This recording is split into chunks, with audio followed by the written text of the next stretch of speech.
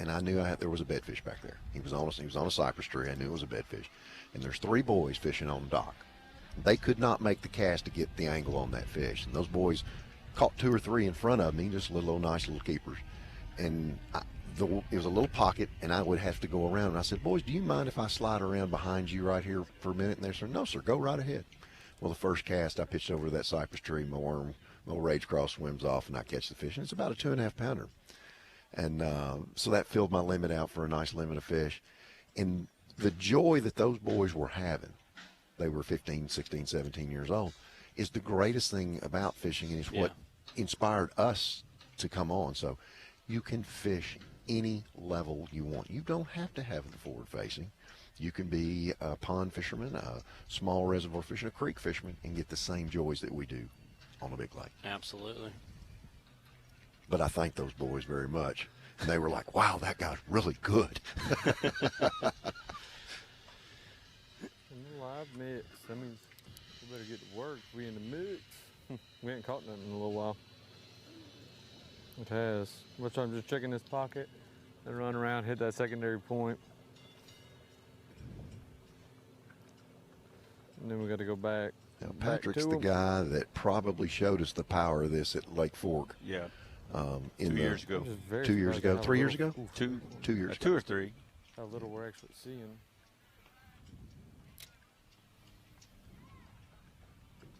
I know at your age, your years run together. Oh, absolutely. Absolutely, Steve. And I forget everything I own now. Got to have spare glasses, got to have spare sunglasses, spare hats. You got to have duplicates everywhere.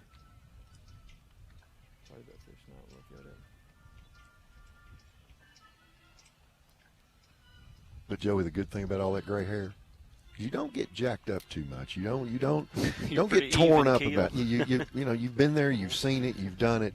Look at there, Patrick. Got him one. I don't think it was very big, whatever he had. But he's back in the creek, right? Yeah, he's in the very back end, which is where I seasonal, right? Yeah, I've seen a lot of fish in that, but most of them were bucks. I did catch a few good ones in practice, what kind of lured me back into that stuff and more towards the bank. And but there could be some big females that go back in there pretty good ways. He looks like he's at the very back end of that thing. So from the camera view, but well, that progression's going to start. And yeah, the guy that can get in front of that wave will be the deadliest angler. Absolutely. The thing that I would like for us to do. You remember when we started the Elite Series, we radio tagged bass. Yes. And we went out and caught those fish and put the radio tag. Now I'm like, I'd like to go out there where koi is fishing, slapper's fishing, out there in the mount head and radio tag that bass and see if it really does go. Because I mean, Gene Gillian will tell you that even years ago that those fish would spawn on the tops of those trees, on those limbs and everything else. But how many do that? Because we assume that all this movement eventually is taking place, and I think we're learning a little bit more. Yeah. We are. On that tagging study that we did with the Bassmaster, Jerry McKinnis got a big laugh out of me as I fished right through a bush that one of the tagged fish was in on Lake Amistad. And Jerry really, he gigged me pretty hard about it on the air, but I fished right through there, and that fish didn't even move. We're going to run around this corner. We're not going to go crazy. He's making another move. I'm not even going to strap these. Oh, Patrick does not let the grass grow under his feet. He moves a lot. He's a boxer. He's a stick and move. I think John Cruz was the only elite angler to catch one of those radio tag fish. Caught it at Rayburn. In the tournament right after yours. We did that for 1 year, and it was real interesting. Matter of fact, I took that tracking unit out of my attic the other day and gave it to James Overstreet because he would keep up with those fish for us. This is not what I like to do. It's his first job at JM and Bass. Well, that's always kind of the new stuff that's going on at JM. thinking out of the box. It's made production of our sport so good. I mean, this is the pinnacle of the whole 9 yards. And this is how people learn quick, Steve. And you good folks in Little Rock have taught a lot of people how to catch a few more fish in their life, make it better. Well, I appreciate that. We've had some really good leaders. Absolutely. I want to give him some live time today too. You know, and that was one of the things that Hackney was, and Clun, I actually cannot believe Christie, how and dead even serious went on me. Swindle talked about is how quick you can learn these days. Yes. And I can remember one of the early classics, being in a press conference with Bo Dowden, right here, Bo Dowden. Yeah, I don't have any confidence in this. Somebody asked him a question because I'm not answering it. I'm gonna have I spent my whole life coming up with the answer for that, and I'm going to give it to you, and you're going to give it to everybody else, and they're not going to have to work for that answer. And he was right. Yeah. You know, and I was always, ooh, Bo. Yeah. You know. So. It's great. Bo lives on that far bank sitting from us, Joey, about 6 miles up the bank right up there. Great ambassador to the sport. Absolutely a great fisherman, winning that 1980 Classic at the St. Lawrence River on St. the Lawrence largemouth. All largemouth. Smallmouth weren't big back then. Oh, About really? 12, 14 pounds a day. Yeah. Wow. Queen Bee was the big one he caught. She's changed a little bit since then, hasn't she? Wanted in the parking lot of the motel that we stay in when we go up there, basically right across the river from the Boat Castle. Mm-hmm. And Guido Hibden was second or third in that, and it was his first Classic, I think. So anyway, Good well, stuff. we got more to come. We got some. We're going to cut Menendez and Cifuentes out and bring in Brandon Palaniuk and Kyle Welcher. So a couple of former AOYs, or Current. one of them's One's a current. Yeah. So stay with us. We still got a great show planned with you on Live Mix, but we'll be right back.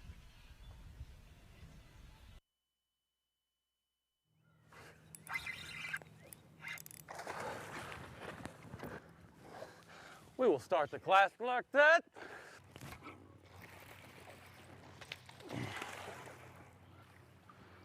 Well.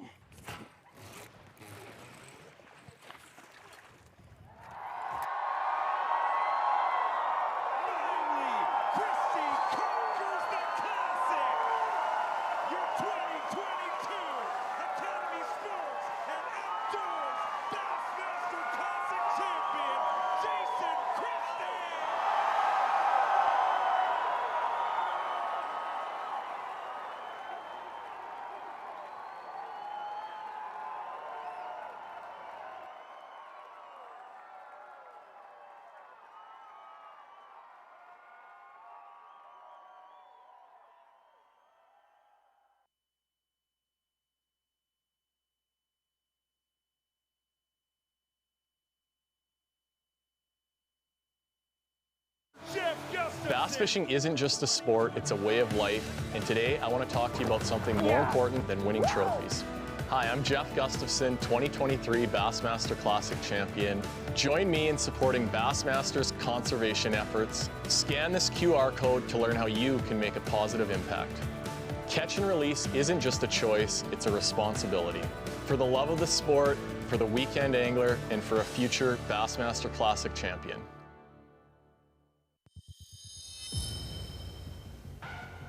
Our SV spool design is made with one thing in mind: casting control. Whether it is casting lightweight baits, skipping, pitching, or casting into the wind, the Tatula SV reels virtually eliminate backlashes when set properly. Now with our groundbreaking technology and innovations, backlashes can be a thing of the past. Leaders in innovation and anglers at heart.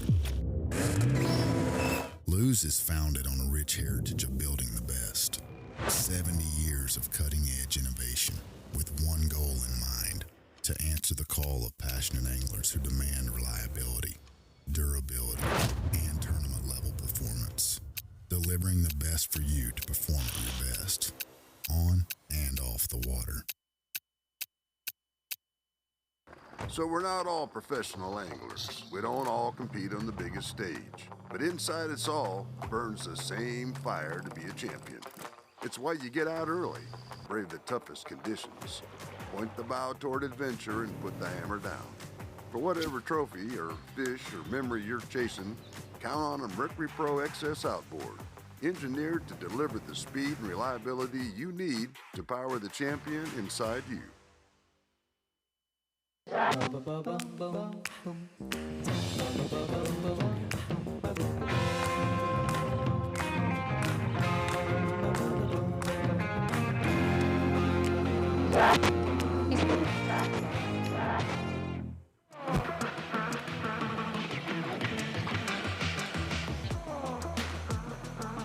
Get loud for David Mullins.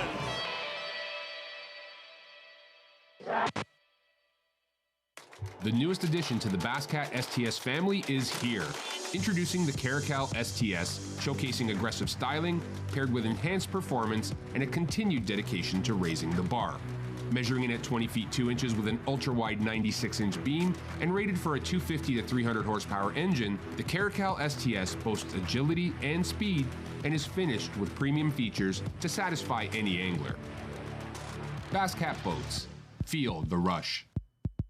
Born in Japan, using technology, innovation, and precision, Sunline produces the widest selection of fishing lines at the most technologically advanced line factory in the world.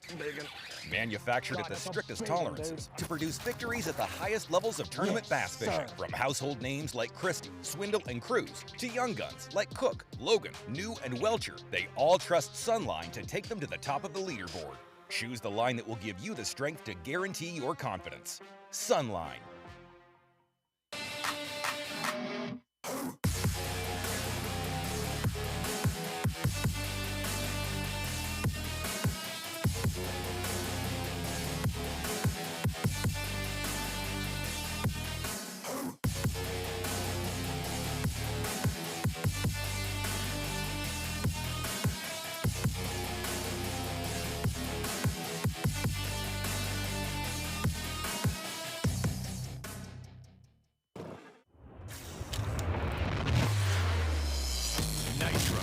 A rush of tournament adrenaline.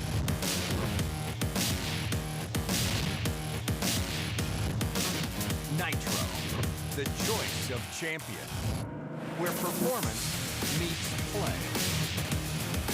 Nitro, a big water beast, a pure fishing machine. Nitro, release the champion within. Yes. Fishing isn't just a hobby, it's an obsession. Whether it's blazing hot or bitterly cold, bright sunshine, raining, or even snowing, someplace, somewhere, there's a fish that's ready to bite. And as the angler, you need baits that will catch the fish anywhere, anytime, no matter the conditions. From throwing topwaters to cranking the depths, know the baits to throw. Choose Spro.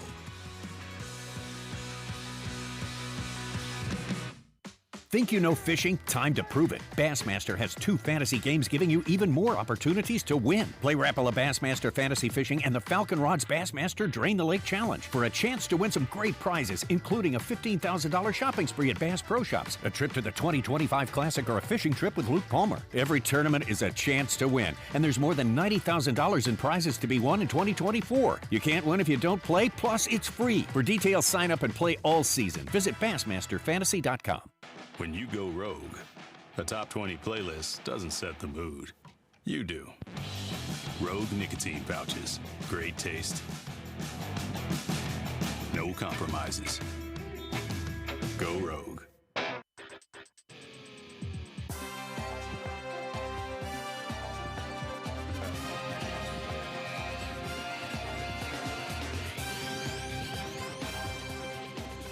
Welcome back to Live Mix here at the Yamakatsu Bassmaster Elite event. This is the Angler of the Year hour. We got former Angler of the Year Polinick, and we've got our current reigning Angler of the Year, Kyle Welcher. Guys, I appreciate y'all showing up. You just looked at the fast track. Tell me what you think. Yeah, the biggest thing, just looking at it, right? The conditions we have, it's much calmer today. We've got bright bluebird skies, from the start of the morning all the way throughout the day. And what I saw in practice is when you had those calmer conditions and that bright sun, it really pushed those fish up high in the water column. Me and Kyle actually even talked about that behind stage at the weigh-in tanks. And during the first 2 days of the tournament, we had a lot more wind. Even that day off of practice, we had a lot of wind. And it seemed like it actually pushed those fish deeper. They didn't want to get up as high in the water column. And based on the conditions we have today, with it being a lot more calm, the high sun, what I saw in practice, and then you compare that to Bass Track, and the weights are a lot lower than what you would expect. Maybe those fish just haven't got up in the water column yet today, where it's easier for guys to see them on their forward-facing sonar. But to me, the weights are down for that many guys to be off the bank, which tells me one thing. Those fish are transitioning, as they should. They're moving toward the bank. And some of these guys will probably start to see that. If you're not seeing those fish, I'd say like they'll 3 maneuver. pounds, 2 ounces. There's still going to be a lot, right? Like guys like Pat and stuff. There's going to be fish transitioning still from the main lake into those were you creeks. watching? It's just going to be. Oh my God! It was who's like fish pulled out for just them? Like, how do they intercept them? And I talked to Pat yesterday after he was leading the tournament, and he told me that he was worried because he wasn't seeing near as many as he was on the first day, or even the second morning. He didn't see very many in the afternoon. But the kind of narrative for this week has been guys that have caught a couple really big ones late, like 1 or 2 o'clock. And you see that in all pre-spawn tournaments. Those big females just get a little bit more accustomed after that sun, warms that water up a little bit. And I would expect them to catch some of their bigger fish late in the day. But like you said, those guys that can find a different place, maybe that's further in the creek where those fish are staging, those are going to be the ones that are more dangerous for the next 2 days. But Pat was definitely worried yesterday after the weigh-in. Yeah, definitely. And from what I've learned, right, we've always talked about how in the spring you get those warm temperatures, it starts to push those fish up. And we always think of up as to the bank. The bank, yeah. But really the first move is those fish just move straight up in the water column. Yep. So wherever they're at, they may move straight up in the water column, and then they start swimming. They may be over 40 or 50 foot, but they're only 5 or 10 foot down. They're getting that sun. They're starting to warm their eggs up. That's kind of that first early pre-spawn transition, is getting them up in the water column, and then they start moving to the bank. And you see them swimming there. Even day one in the afternoon, right, the winds kind of calmed down a little bit, and I got in some areas where you could just feel the heat radiating a little bit more. And I'd be sitting in one area, and then you'd just see a group of bass move in, and you'd see a few more move in. And you could tell that they were starting to transition and make those movements. And I think that's going to be kind of the big caveat, the key player of who's going to win this event. Yep. Right? Like either groups of fish continue to come to their area, or a guy that makes an adjustment, maybe slides in a little bit shallower inside where he's been and is able to capitalize. So with the professional gambler sitting next to you, not me. With all that information, Kinda Kyle, you. how would you gamble if you were in this thing tomorrow? I don't really know exactly what they're seeing. It depends on how many opportunities he's having in a day. Like if he's still throwing at 50 or 60 that he thinks are potentially female fish, I feel like you kind of have to ride it out because that's what got you here. But if you're going hours and only seeing 1 or 2, that's whenever my internal clock starts to tick, and I feel like you have to try to intercept them and figure out where they have moved to. Now, I wouldn't just scrap it and try to run to another area of the lake because you caught 2 giant bags out of this one area. I would just try to maybe get on that front side grass line a little bit more, or the inside grass line a little bit more, because whenever it calms down and that grass gets to stand up, those fish will kind of get out of that grass and get up over the top of it. Whenever it's super windy, you can see them kind of get down in the top of it a lot. So I would just I would assume there's a big spawning bay close to where he's fishing, there has to be. So I would just kind of try to follow those fish in their normal migration into that and try to figure out where they have actually moved to. So it just depends on how many he's seeing, if he needs to make a major change or a minor change. Because sometimes, you're only scanning 100 feet. And sometimes if you just move 200 feet, all of a sudden you see a ton of fish that you wasn't even initially fishing for. Yeah. So I feel like a minor adjustment, consecutively, like multiple minor adjustments to just keep you on top of the fish. I wouldn't do anything drastic. Yeah, I agree 100%. And then the other factor that you see with like Gee right here is that wind, I noticed, pushes the fish around a lot. And Really? it really moves Well, the explain bait. that a little bit, more in layman's terms. Give me a clearer view of what you're talking about. So, pushing. Right. What's funny is with all the technology we have now, you're seeing a lot of theories that have been debunked. They're either debunked or they're proven, right, in certain ways. So you always hear like wind blowing points and the bait pushes up. That's the truth. Like you get on the windy side of the lake and some wind blowing points, you will see that bait up higher. You run to the calm side. The windy side, the bait may be up in 10 foot of water right now. You go to the calm side, it's all the way back down in 35 or 40 foot. And then that wind switches directions. We saw that practice. We had a lot of north wind. Those north-facing banks is where I was seeing a lot of the fish. I tried to run that because it's easier to target those fish with your electronics when it's a lot more calm. You're a lot more accurate. But the fish were deeper. They weren't there. The bait wasn't there as much. And you had to almost find that happy medium of where you were getting some of that wind current, but not too much where you were inefficient, is what I felt like. And so it's kind of that. What was crazy is the theory of the wind pushing the bait shallow, which is true. And in certain places, the bass would follow them. But a lot of those fish that weren't ready to make that push shallow, it actually pushed those fish deeper. So a lot of the fish I was targeting were relating to drains leading into the flats.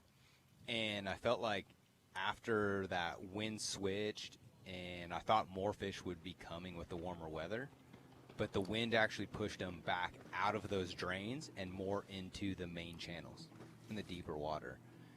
I don't know what you were targeting, Kyle, but same thing. It seemed like they went backwards. Yep, it did definitely seem like they went backwards. Even though on the off day, we thought they were going to make a push up, because it's warm. Yeah, everything because it's warm. Everything looks like it's on the uptick. But then I found the exact same thing. All the fish that I was seeing in practice were on the top of the timber, up in 6 to 8 foot was where I was seeing 90% of them. And then day one of the tournament, I saw very few like that, and all of them were in 15 to 20. But it's crazy. Like 5 years ago, this was like a herring lake kind of deal, and then now it's a every lake kind of deal. We just didn't even know that was, even though Texas is kind of famous for fishing drains and stuff like that because of all the grass. Like now, we're all fishing every lake like it's a herring lake because that's what it is, And we was talking about that push that those fish make in the pre-spawn, and the number one push that I've seen them make this week is in the winter you see them under the bait a lot.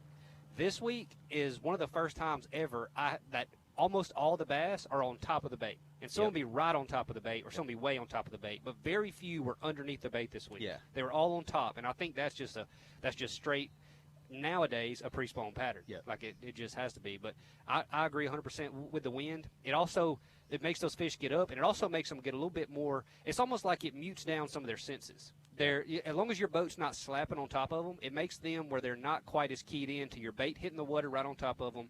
It makes it to where they can't feel your trolling motor quite as well. So whenever you can actually present your bait to those fish, I feel like it makes them bite a lot better. Yeah. So, if it was me, I would be trying to get in those chutes and in that wind just to make some of those fish commit a little bit more, even though it's more difficult. Yeah. And you think about a Toledo Bend that's 188,000 acres, I think it is, and it's got a lot of deep water, right? A lot of big channels hooked up. Let's see what he's got going on here. He's acting like it's a pretty big aim out here. The smallest is 2.2, but I don't. There we go. Sounds a lot bigger than 2.2. That's what I'm talking about. Out here in the ocean, catching ponies. Ocean ponies. I heard Daryl Gleason or somebody call them that here one time. That's what they are, ocean ponies. They swim out here like sharks in the ocean. That's what I'm talking about. I came back research, obviously. Yeah. Where I've been catching all these bigs for sure. And they're here. They don't come in here until the evening time. They're here now. Now you tell me how big swimming out here. Let's get it. That's a 5 1/4. Yeah, that's over 5 pounder. Yeah. Now we don't. You can weigh that one. Based on those, I bet 2 1/4. What I have noticed, Yes, sir. he's been pretty accurate on his bass track.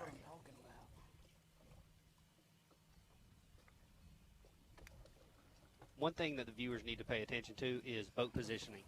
And you can see how he was directly behind that fish, casting directly in front of his boat. Yeah. And it's actually an art form, you know, and that makes you as efficient as you can possibly be, because when you're trying to cast at him at an angle, your percentage is just going to go down. So that's the first thing I noticed is how he was directly behind that fish, casting straight. And that's one thing that's hard to do in the wind, but he was doing really well. Maybe a little bigger than 2.2. Probably like a 2.7. Yeah, it's like. Well, that's what I was saying. He's got a 2.2, a 2.3, and a 2.4. Yeah. Yeah. So he's that beats off 3 of those, right? So. Yep, for sure. But I mean, he teed that up perfect.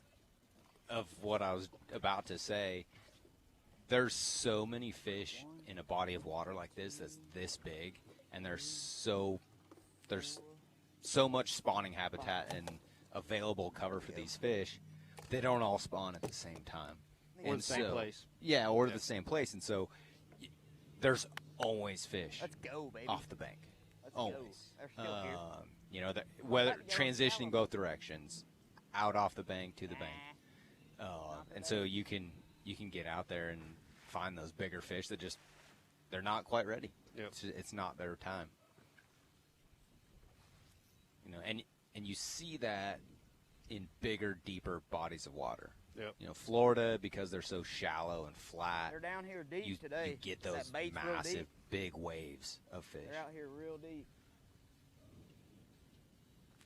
And he's talking about how deep they are, and he's on the windy side of the lake, right, getting more of that wind. It's pushing the bait down.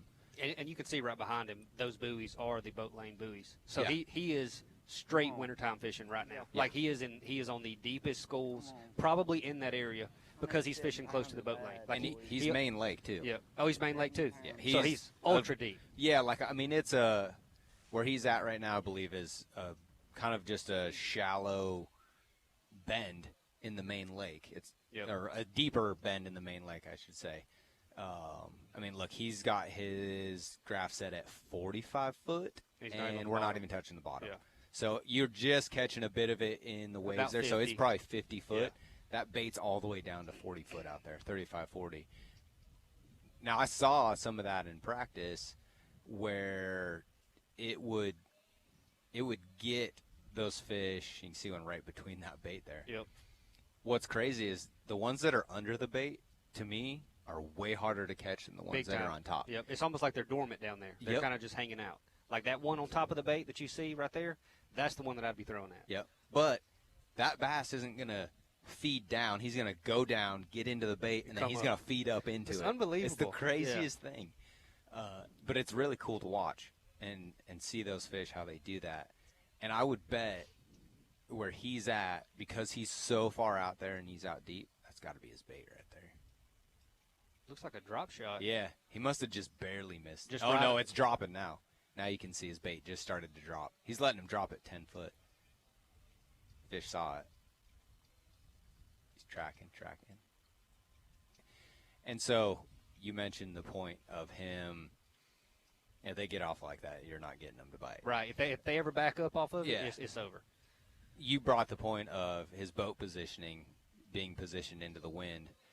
What I noticed is the fish will move with the wind. Very rarely did I see or notice fish swimming into the wind. It seemed like they would always just kind of ease with the same direction of the wind. Yep. Do you notice that? Yep, definitely.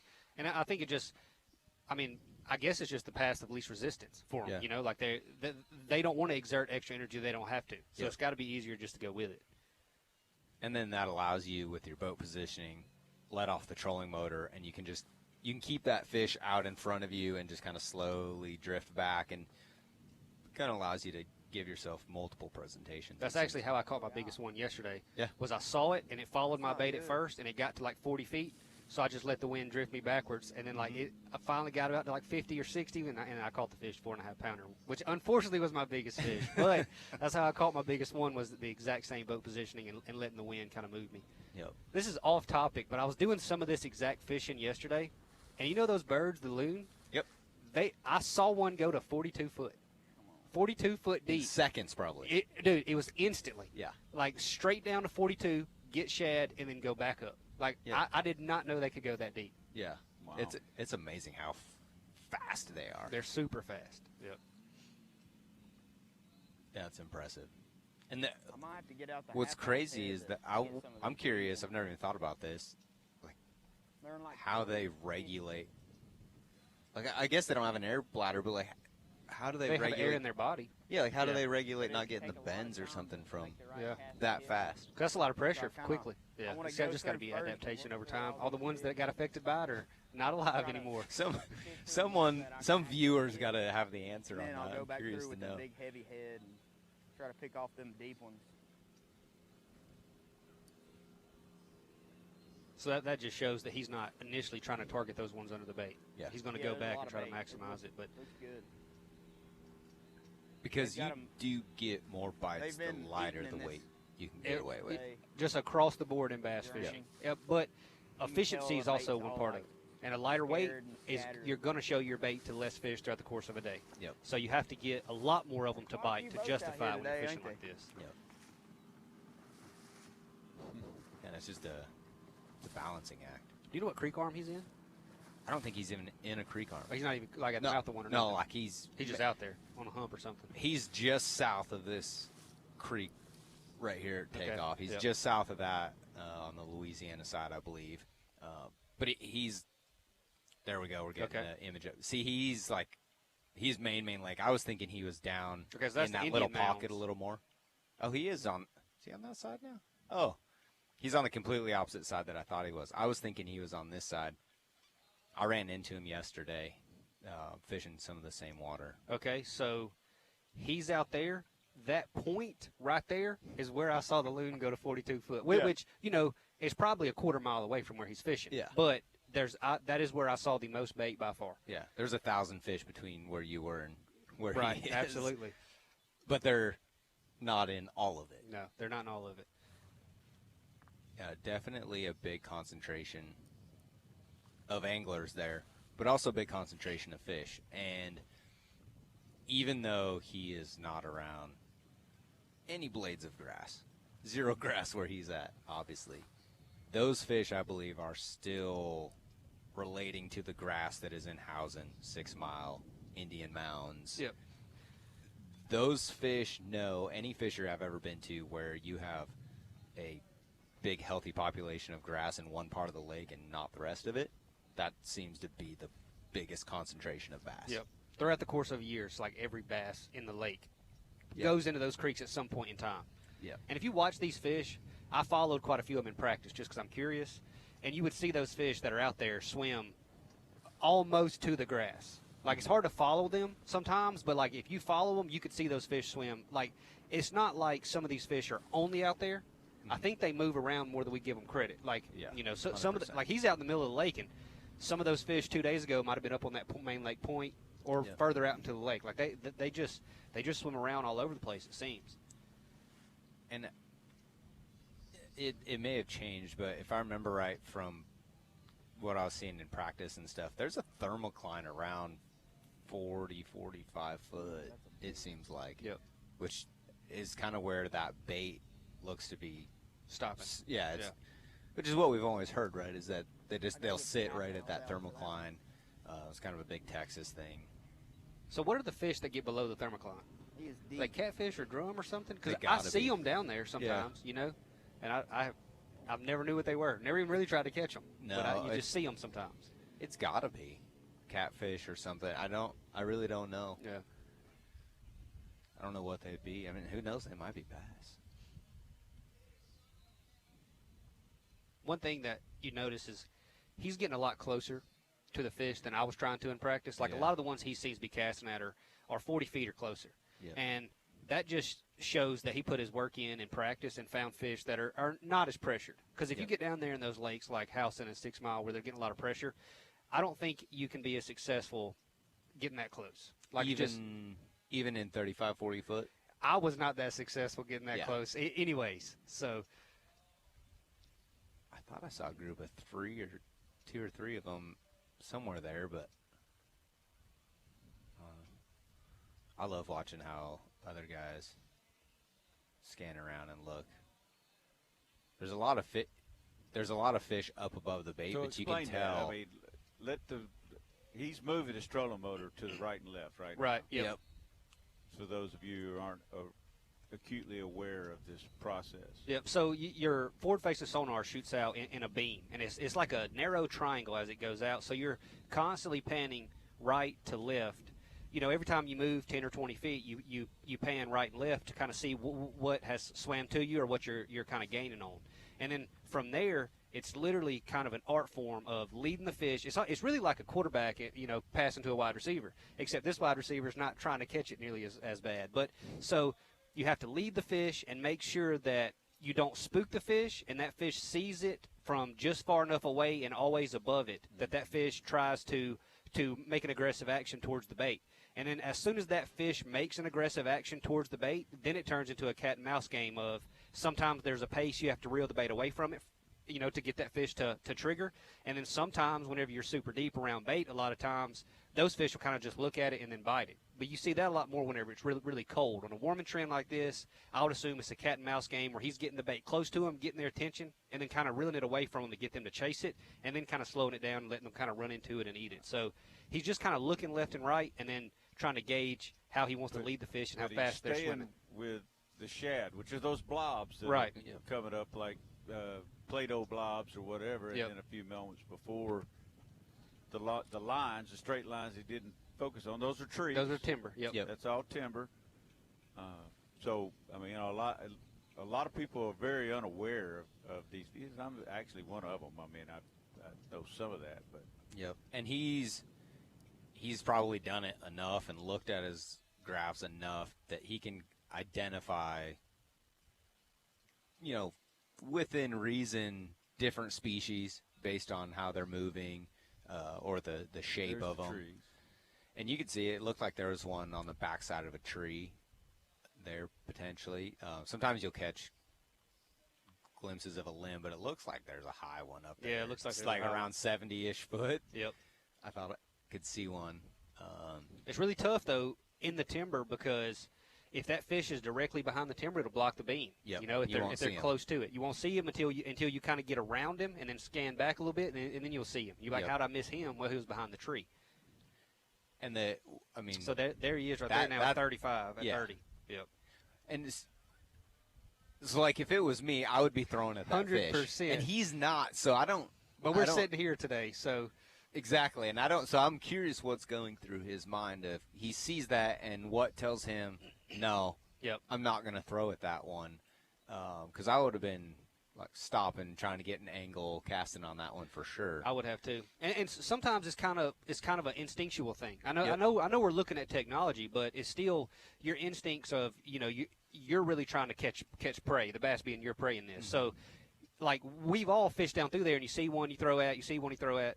And then all of a sudden you're like, that one's going to bite. So you burn in and try to cast. So it's just like every once in a while you just see one where you're like, that one's going to bite, and that's a good bass. Yeah. So maybe for whatever reason, what he's doing this week is just that's not what he's been targeting. Yep, totally agree. And it'd be curious to see kind of which guys are able to make the moves. Obviously, there's still a bunch of fish way out in the main lake. Right. And then there's also a bunch of fish that are transitioning. I even heard this morning of several guys that we're seeing a lot of fish starting to pull up on beds. So be curious if someone makes that transition, just says, you know what, I'm going to the bank, I'm burning down the bank. I guarantee you Drew Benton's trolling motors on 100 right now looking for whatever's up there. Yeah, for sure. Well, I'm going to tell you the last 30 minutes have been incredible learning experience, not only for me, but I know a lot of people who are out there, and I appreciate that, and I'm looking forward to the next 30 minutes. We're going to keep our Angler of the Year hour going with Brandon and Kyle. Hope you'll stay with us, and we'll be right back.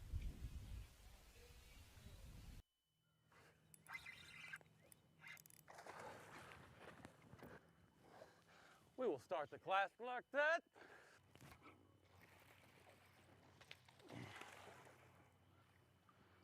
Well.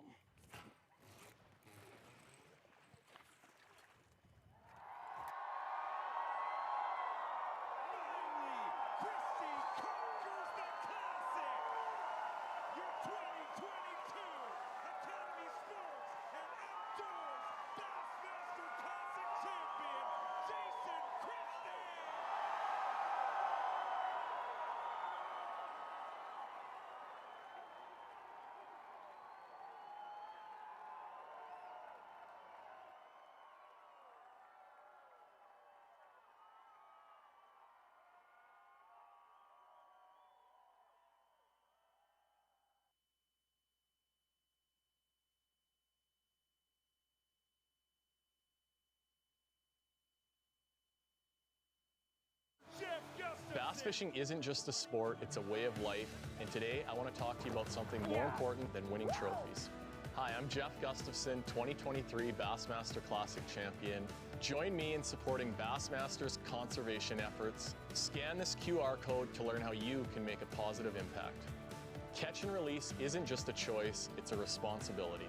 For the love of the sport, for the weekend angler, and for a future Bassmaster Classic champion.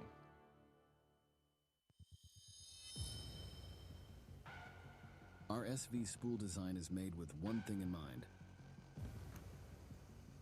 casting control.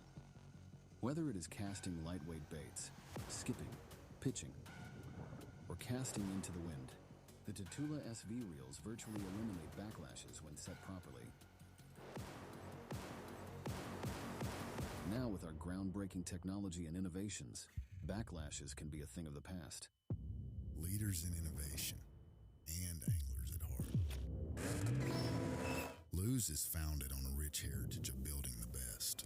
70 years of cutting-edge innovation with one goal in mind: to answer the call of passionate anglers who demand reliability, durability, and tournament-level performance. Delivering the best for you to perform at your best, on and off the water. So we're not all professional anglers. We don't all compete on the biggest stage. But inside us all burns the same fire to be a champion. It's why you get out early, brave the toughest conditions, point the bow toward adventure, and put the hammer down. For whatever trophy or fish or memory you're chasing, count on a Mercury Pro XS outboard, engineered to deliver the speed and reliability you need to power the champion inside you.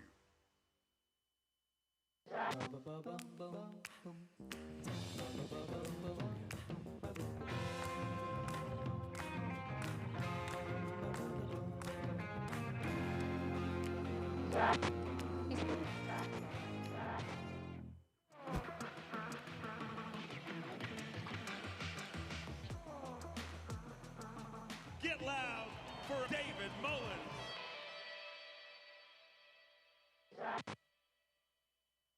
The newest addition to the Basscat STS family is here.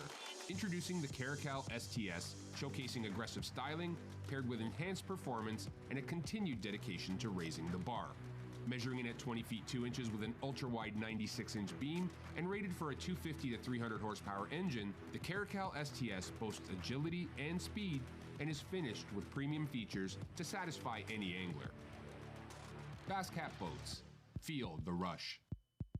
Born in Japan, using technology, innovation, and precision, Sunline produces the widest selection of fishing lines at the most technologically advanced line factory in the world. Manufactured at the strictest tolerances to produce victories at the highest levels of tournament bass fishing. From household names like Christie, Swindle, and Cruz, to young guns like Cook, Logan, New, and Welcher, they all trust Sunline to take them to the top of the leaderboard. Choose the line that will give you the strength to guarantee your confidence. Sunline.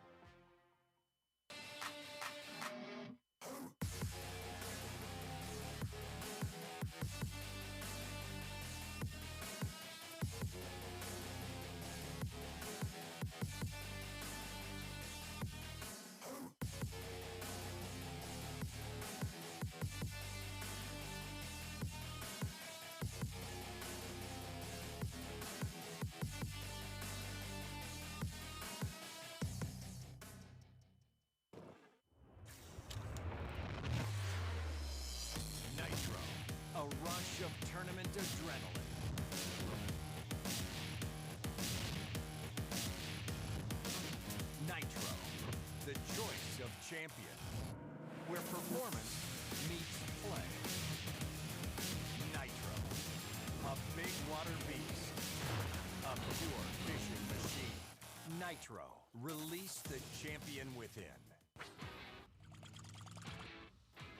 Fishing isn't just a hobby, it's an obsession. Whether it's blazing hot or bitterly cold, bright sunshine, raining, or even snowing, someplace, somewhere, there's a fish that's ready to bite.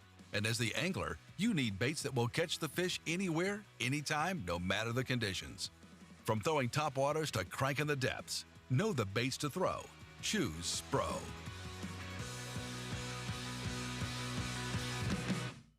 Think you know fishing? Time to prove it. Bassmaster has 2 fantasy games giving you even more opportunities to win. Play Rapala Bassmaster Fantasy Fishing and the Falcon Rods Bassmaster Drain the Lake Challenge for a chance to win some great prizes, including a $15,000 shopping spree at Bass Pro Shops, a trip to the 2025 Classic, or a fishing trip with Luke Palmer. Every tournament is a chance to win, and there's more than $90,000 in prizes to be won in 2024. You can't win if you don't play, plus it's free. For details, sign up and play all season. Visit BassmasterFantasy.com.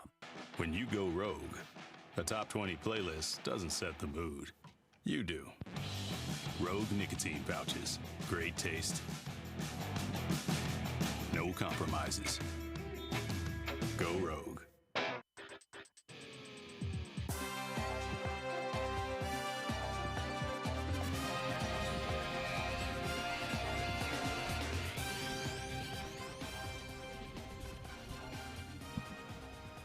Welcome back to Live Mix here at the Gamakatsu Bassmaster Elite Series event on Toledo Bend.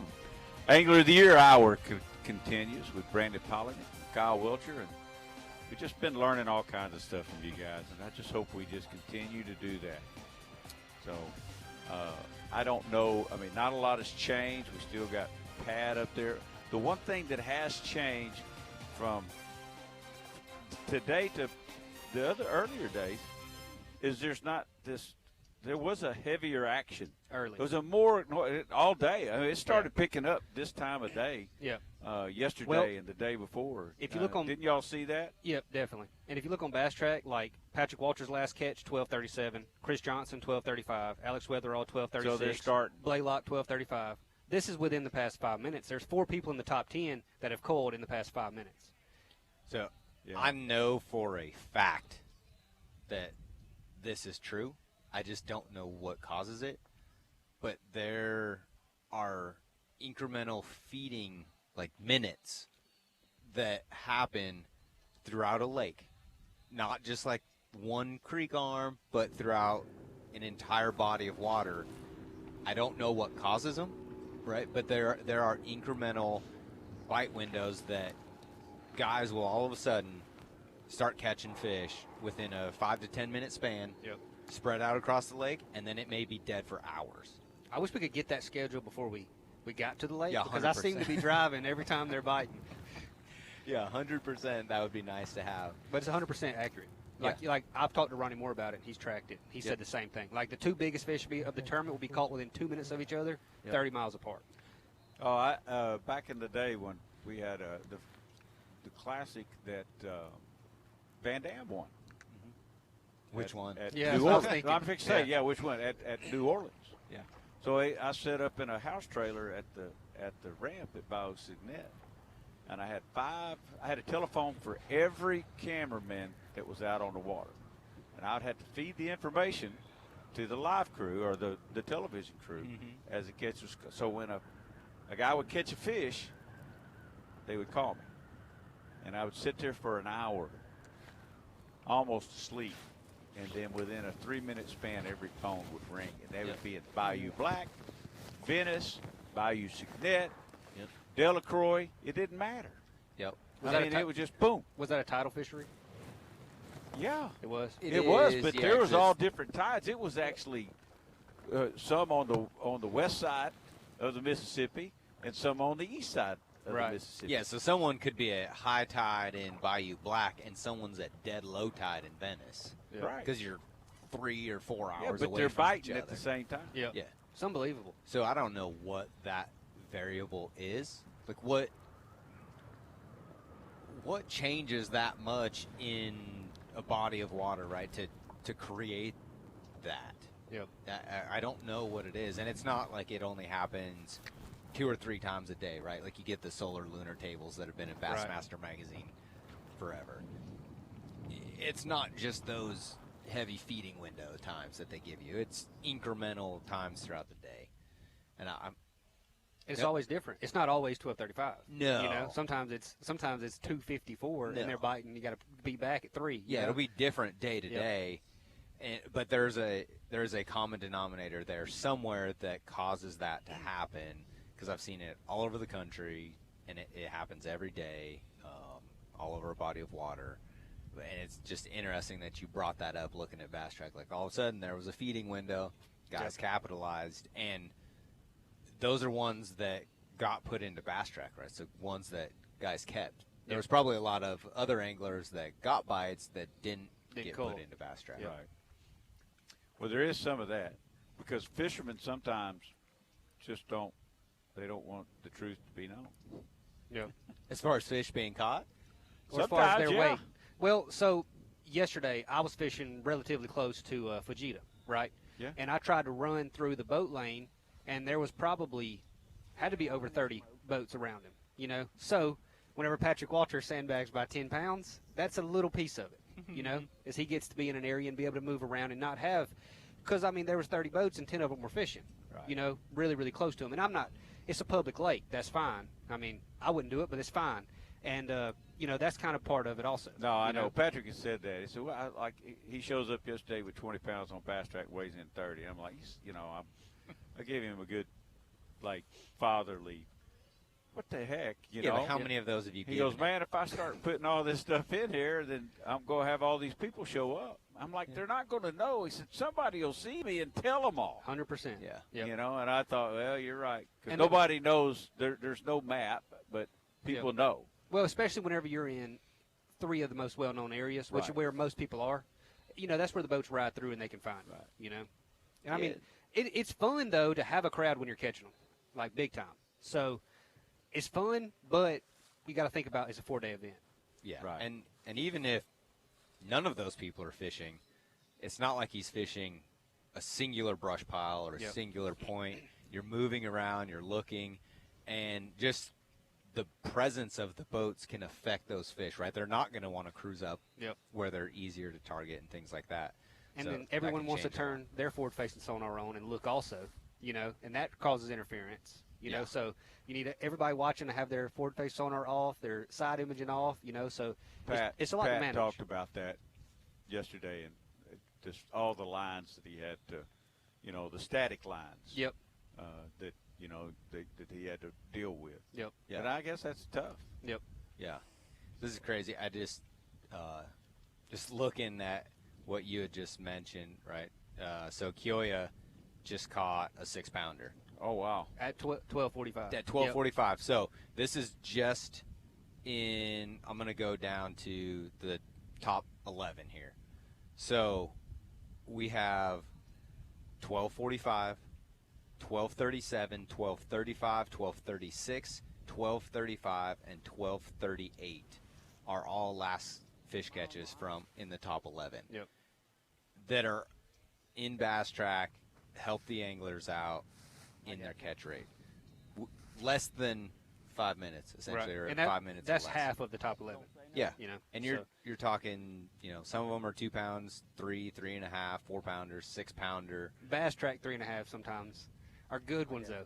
Yeah, you know. Yeah, and so that's it just proves the point, right? Like those you were mentioning, those other guys catch them, and then bam, Kioya catches a 6-pounder. Yep. And that's clearly a bite that he needed, and I think right before that, he had just caught his 4th fish. Because he was a 4-pounder, and I thought it was, and me and Hackney both agreed it was a 5-pound fish. So he has. It still says he has a 1 1/4 and a 1.5 pounder, and then he's got a 4-pounder, a 3-pounder, and a 6-pounder. The 3 was at 12:41. You know. Yeah, that's what I was saying, because I had seen that, and the 6-pounder hadn't updated, and I was going to bring it up like, oh look, he had caught one at 12:41. Then 12:45, 4 minutes later. Look good, though. So Streaking, it's didn't he? definitely Didn't he have a happening. streaking? We're in one of those bite windows right Yep. now. And that's the thing. Let's talk about Pat Slapper or whoever making adjustments. Whenever you're in an area that's that well known, that's why I wouldn't do anything drastic. Yeah. Because they're going to bite at some point, you know, and you kind of just have to stay in the area you've got the most confidence in and make micro adjustments and then just be there when they're biting. Very good. Very good. Well, I'm glad you looked at those times because that's very interesting. And the other part of that is if you're looking at those times and you're sitting there and you got Luke Palmer in third place, he hadn't had a keeper since 10 o'clock. Well, his smallest may be a 4-pounder or, so, or a 3.5 pounder. 3 1/4 is what he has his smallest in. Yeah. Well, that's right. So it's hard for him to typically, even if he catches, well, no, they're not doing that. I mean, I don't know if whoever's running his fast track, typically if he's got a marshal, which he doesn't, but even the TV guys will put everything punch in everything. Yep. Yeah. It's still, that time still changes. Last catch still changes, stays consistent. Yeah. So it just kind of depends. That information may not be going in, and that's. But there's a lot of activity in that 12:15 to 12:45 hour. Yeah. Holy cow! All the way down. Yep, exactly. And so there was a significant change that happened there, right? And some of those guys may be in 4 or 5 foot of water. Yeah. Some of those guys, Robert Geek, out in 45, 50 foot. It spread out all over the entire lake. Yep. So it's not, the fish moved shallow and the shallow guys caught them, or they moved out. There's some other crazy variable there. And the forward-facing sonar reaffirms that there is a variable there because now you're presenting to fish all day long, but you're having 3 flurries a day. Whereas you used to think this spot's got them because I pulled up here and they bit and I caught 4. Yep. But now you realize every spot, they're there and you're throwing to them all day. It's just that there's those windows that we've been talking about. So that just kind of reaffirms that there's something that if we could master, that'd be another AOI title probably sitting at this table. I'd just sit around, eat breakfast, come back for lunch a little bit and be like, boys, we need to hurry this up. I got 3 minutes and there's a bite window. Oh, gosh. Just follow one. Just like this, it ain't time yet. Yeah. It's 12:17. I got to wait till 12:42 and I'm going to cast at him.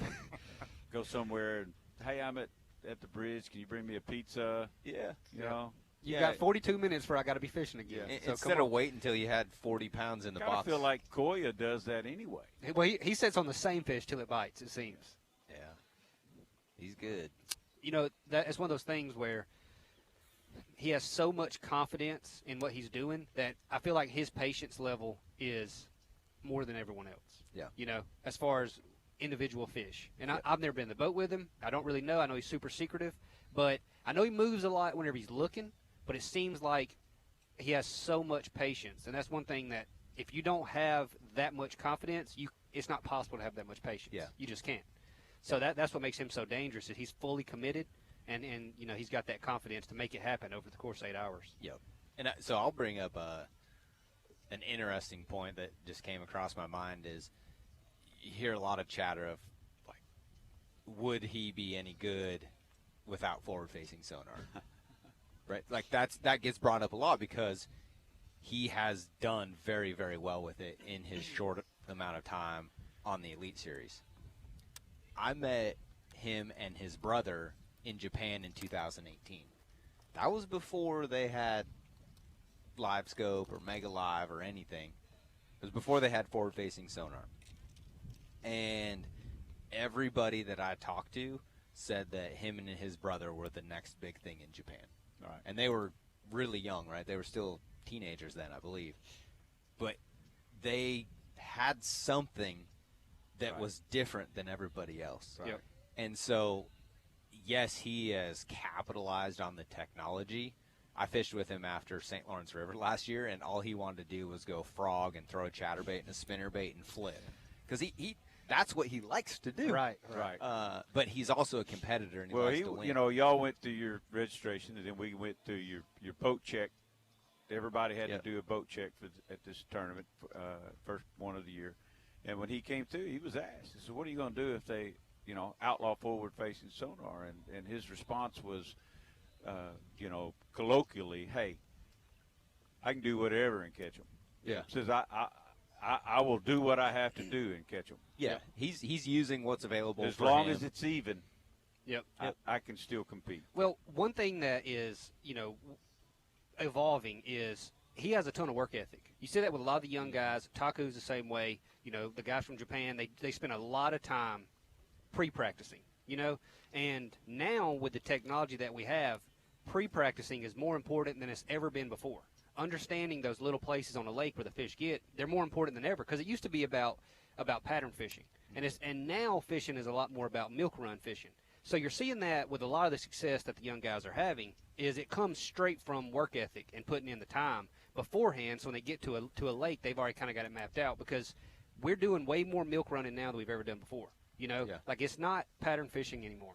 So I give my hats off to him. He would still be good because of the work ethic. Like that's what makes it. And this technology has made that more important than ever. You add that with patience and confidence. Yep. And you got two guys sitting at this table plus him. Couple of the right casts. Yep.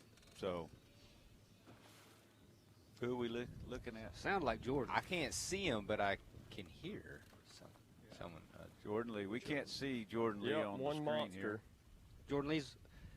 He's one of the ones that has caught him late every day. See, and there's another patience and confidence. Yep. And I'm assuming work ethic. Yep. So. Some of that's just his demeanor. Oh yeah, it's just who he is. That's just how he was born. Yeah. It's just how his brain works and how he operates. But he can catch them.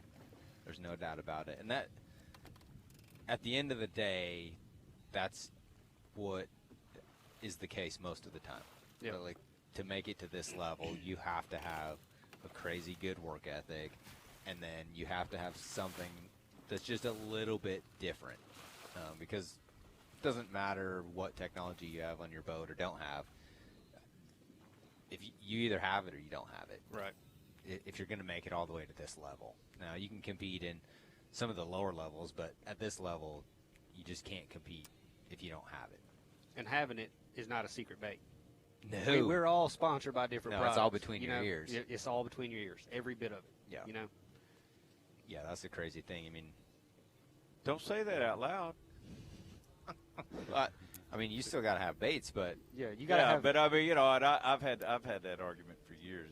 We need to spend more time on how they got mentally to the point to throw that bait where they threw it, and Well, the baits are still very important, because baits have different properties that make them the most efficient for certain situations. But the bait's not magic, you know. But it's got certain things that make it perform better in certain situations. And that's what I like to highlight, is what makes the bait perform better. Not just, hey, look at this bait I caught this fish on. Why is it better for this technique? I can go buy Jason Christie's spinnerbait off the shelf. I cannot throw it as good as Jason can. It's like an artwork watching him throw a spinnerbait, and it's mesmerizing for me. And I know every time I do it, it does not look that pretty. Right. It feels good. It's like Hackney flipping a jig. Yeah. I can catch some on a jig. Yeah. I can't catch them like Hackney on a jig. No. And like, I can flip into a bush, but I can't flip that good. Yep. I mean, and it's just, you watch guys that are really good at those certain techniques, and they're just they're just so dialed, and everything seems so fluid. And it's just, I feel like it's the pace they go too. Yeah. Like, they just have a way they work through things, and that's what gets me, is like, it looks like they're taking their time, but they're covering water and they're moving fast, and it's really an art form, which the forward facing sonar is the same way. It's just not quite as pretty as laying that spinnerbait in there beside a tree. You know? It's just different. Yep. It's a completely different way of fishing, and it requires a different skill set, a different knowledge base, right? It still takes time to learn those angles and your casting distances and how to present a bait, and really how to read a fish and when to slow the bait down, when to speed it up, and making those minute adjustments to get those fish to bite. And I mean, there's still a level of decision making that has to happen, and I'm curious your thoughts on this, Kyle. Of toughest things is always when to stay and when to go, or like, do you stay on fish? Do you leave fish? Do you feel like that's more difficult now because you can? I guess it's probably a double-edged sword. Like, it can be more difficult if you're seeing them to leave them, but if you're not seeing some, it can be easier to leave. I think it's more difficult than ever. Yeah. To leave fish that you see. Yeah. Like, I agree. It gets me a lot, where I'm like, all right, I'm about to go. I troll another 100 feet, there's 2 more. Yeah. Troll another 100 feet, there's 2 more. And it's not 1242 yet, so they're not biting. You know? Some real So light line. I think it does slow you down and make you be a little bit less efficient as far as you moving around the lake. Like, it makes you stay put more. But it's super easy to leave when you don't see them. That's super easy. You go down a grass line, you go down on 100 and be like, I didn't see anything. Yeah. We're gone. Nothing you here. know? Yep. Yeah, I agree. And you can be seeing fish, but not be around the right size. Right. And so, from a just going out fishing standpoint, it's amazing. You catch tons and tons of fish. From a competitive standpoint, you have to be around the right quality of fish to keep yourself inside that cut. Right. And it's not just you drop your trolling motor and just troll out to the middle and you catch big ones. No. It's not that at all. Like, you still have to intercept them on their natural migration. Yep. Those big females. Yep. And obviously the 2 guys at the top have done that better than anybody this week. Like, that's what sets them apart is, you map guys study. You guys have set a great tone for live mix today, and I really appreciate it. Looking forward to having y'all back tomorrow. I'll get with you on a time. We got to go to a break. Let the sponsors pay for these next couple of hours. We're going to be back up on the final hour with Mike Iaconelli and John Cruz. So stay with us right here on Live Mix.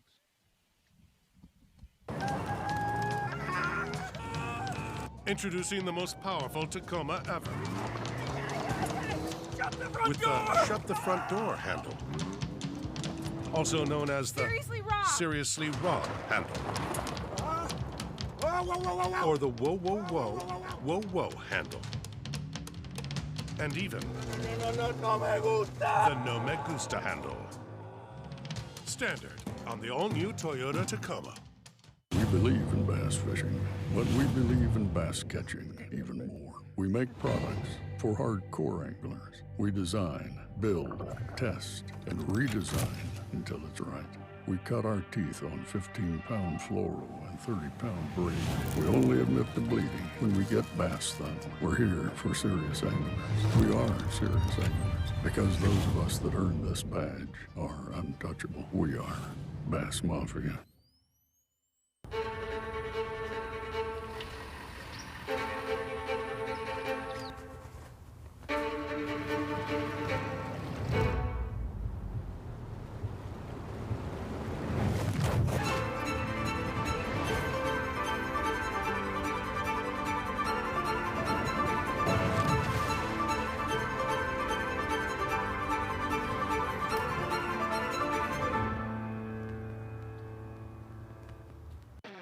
Buy more, save more with Lowrance.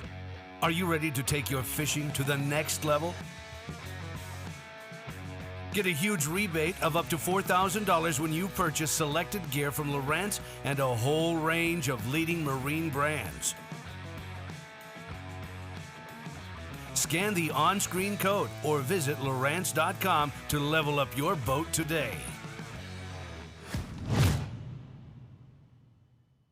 It's the moment when everything is on the line and precision, power, and control make all the difference. A moment over 20 years in the making, anchored on loyalty, trust, and support that goes beyond all expectations. A relentless pursuit of perfection. All born from a revolutionary idea to help you rule the water. Power Pole.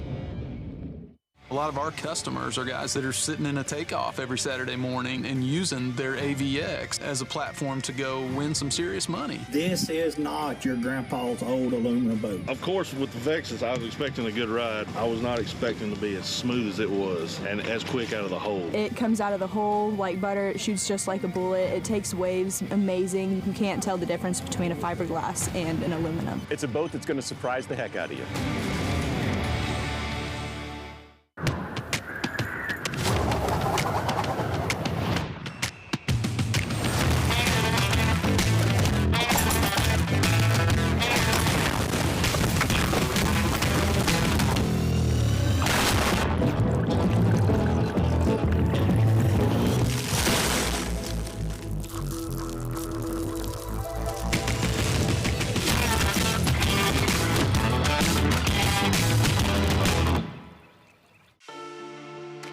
Growing up, I used to watch them every Sunday on ESPN. We've had our leaders trying to hang on for dear life. We've had some other anglers make a furious charge in some cases. And to be able to fish the Elite Series, truly means everything to me because I've truly set my whole life up to do this. In the top 10 fishing championship Sunday, it all comes down to this. And I feel like now I'm there fishing against the best in the world. The Yamaha VMAX V6 SHO continues to deliver the level of performance that pro bass and multi-species anglers demand. Underneath a bold and aggressive new look, an upgraded charging system with 40% more charging power meets the amped-up demand for today's advanced electronics. The VMAX SHO, raw power, reliability, and exhilarating performance for every angler who loves the sport enough to invest in the best. Yamaha, reliability starts here. Welcome to Minnow King. How can I help you? Everything looks good. I'm friggin' starving, man. Been spawning all morning. Ugh, TMI, bro. What do you want? I'll take a Crush City freeloader and gizzard shad. Anything to drink? Water. Pull ahead, please. Welcome to Minnow King. We're gonna have what he's had. Yeah, throw me in a Ned BLT, too. Pull ahead, please. Calm down. Quit feeding so much. Oh, yeah, man, I'm trying to, man. If you overfeed him, he's gonna hide under a log. When you go rogue, a top 20 playlist doesn't set the mood. You do. Rogue nicotine pouches. Great taste. No compromises. Go rogue.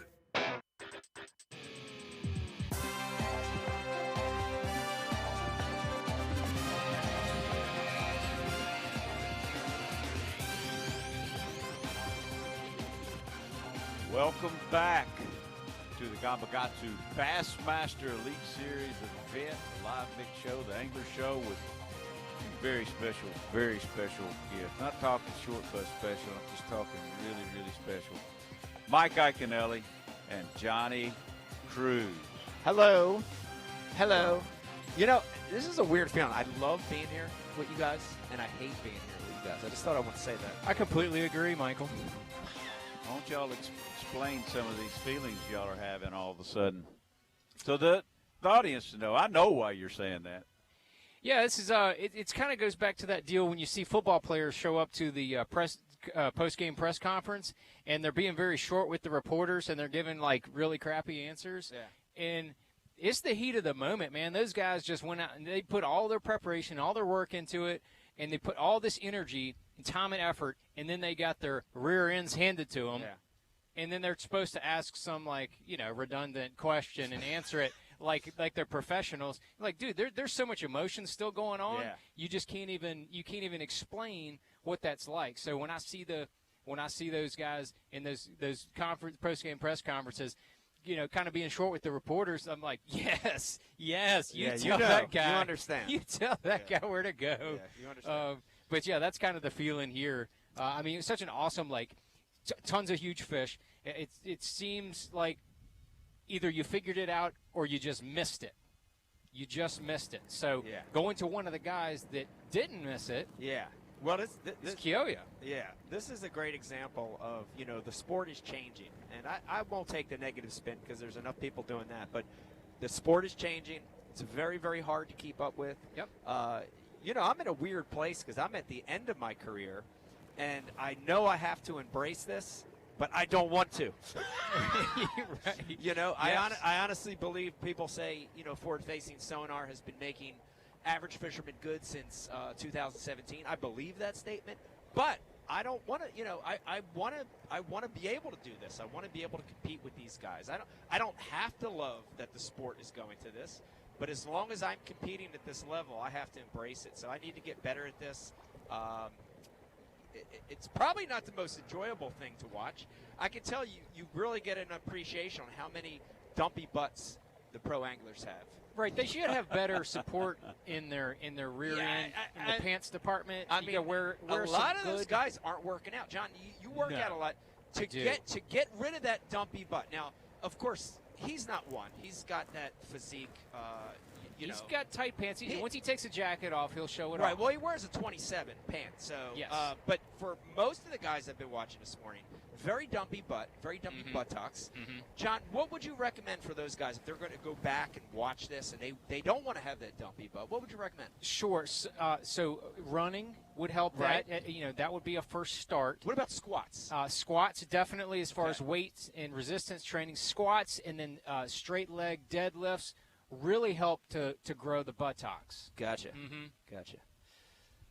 Patrick Walters, full in the rear. Full in the live well as well. Here we go.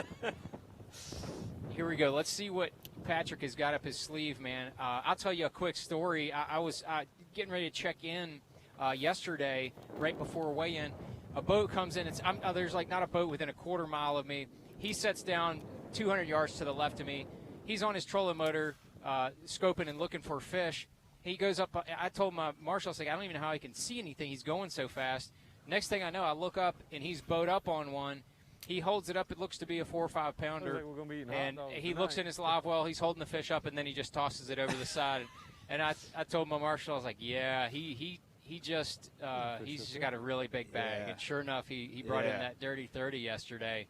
But Patrick has got this whole system dialed He's in, got it dialed in. along with any other way. I mean, shoot, he won, smallmouth fishing, which is a little different than what they're doing here. So definitely a guy that gets And here's it. the thing, John. We don't want to make this seem like you just turn a box on it and you go do it. This is a skill. These guys are the best at it. What I'm seeing is, I struggle with it in the windy conditions. And I'm watching Patrick right now battle conditions where, it doesn't give you a clear image. And he knows the little clues. He knows how to place his bait. He's got tricks, I'm sure, that he's not talking about. They're the kind of things that I have to learn. I have to pick up on. And it's not as easy as turning on a box. It's not that easy. Absolutely. It takes time. It's I equate this to like sight fishing, but you're doing it in open water. When people are sight fishing, it's one of the most boring tactical practices of a bass tournament you'll ever come across. And when you show up to a tournament and they're on beds and that's what you're going to do, all you do is look, try to find as many as you can, try to find the areas that have the highest densities of spawners, try to find some of those areas that have real few, but maybe some better ones. So that to me that the practice strategies are kind of similar. And I don't know how many. It probably took me 10 or 12 sight fishing tournaments before I felt like I was good at doing that. Yes. It's going to be the same thing for me with the forward facing. I think I've probably got another 6 or 8 before I'm going to feel like I'm. It's a good point. It's a good point though, because I'm glad you brought that up, because I think so many people now are talking about forward facing in the moment of tournaments, in the moment of fishing, in the heat of the moment, right? Yep. But you're talking about these guys are developing practice strategies based totally around looking at that forward-facing sonar. So that to me is unnatural, right? There's unnatural things going on in this sport. That's one of them. I want to go and practice, and I want to think about seasonal pattern and secondary points and finding a hard spot, finding a shell bed, doing the old things that I used to do, the old ways. And these guys, I'm watching them in practice. They're getting in an area, putting the trolling motor down.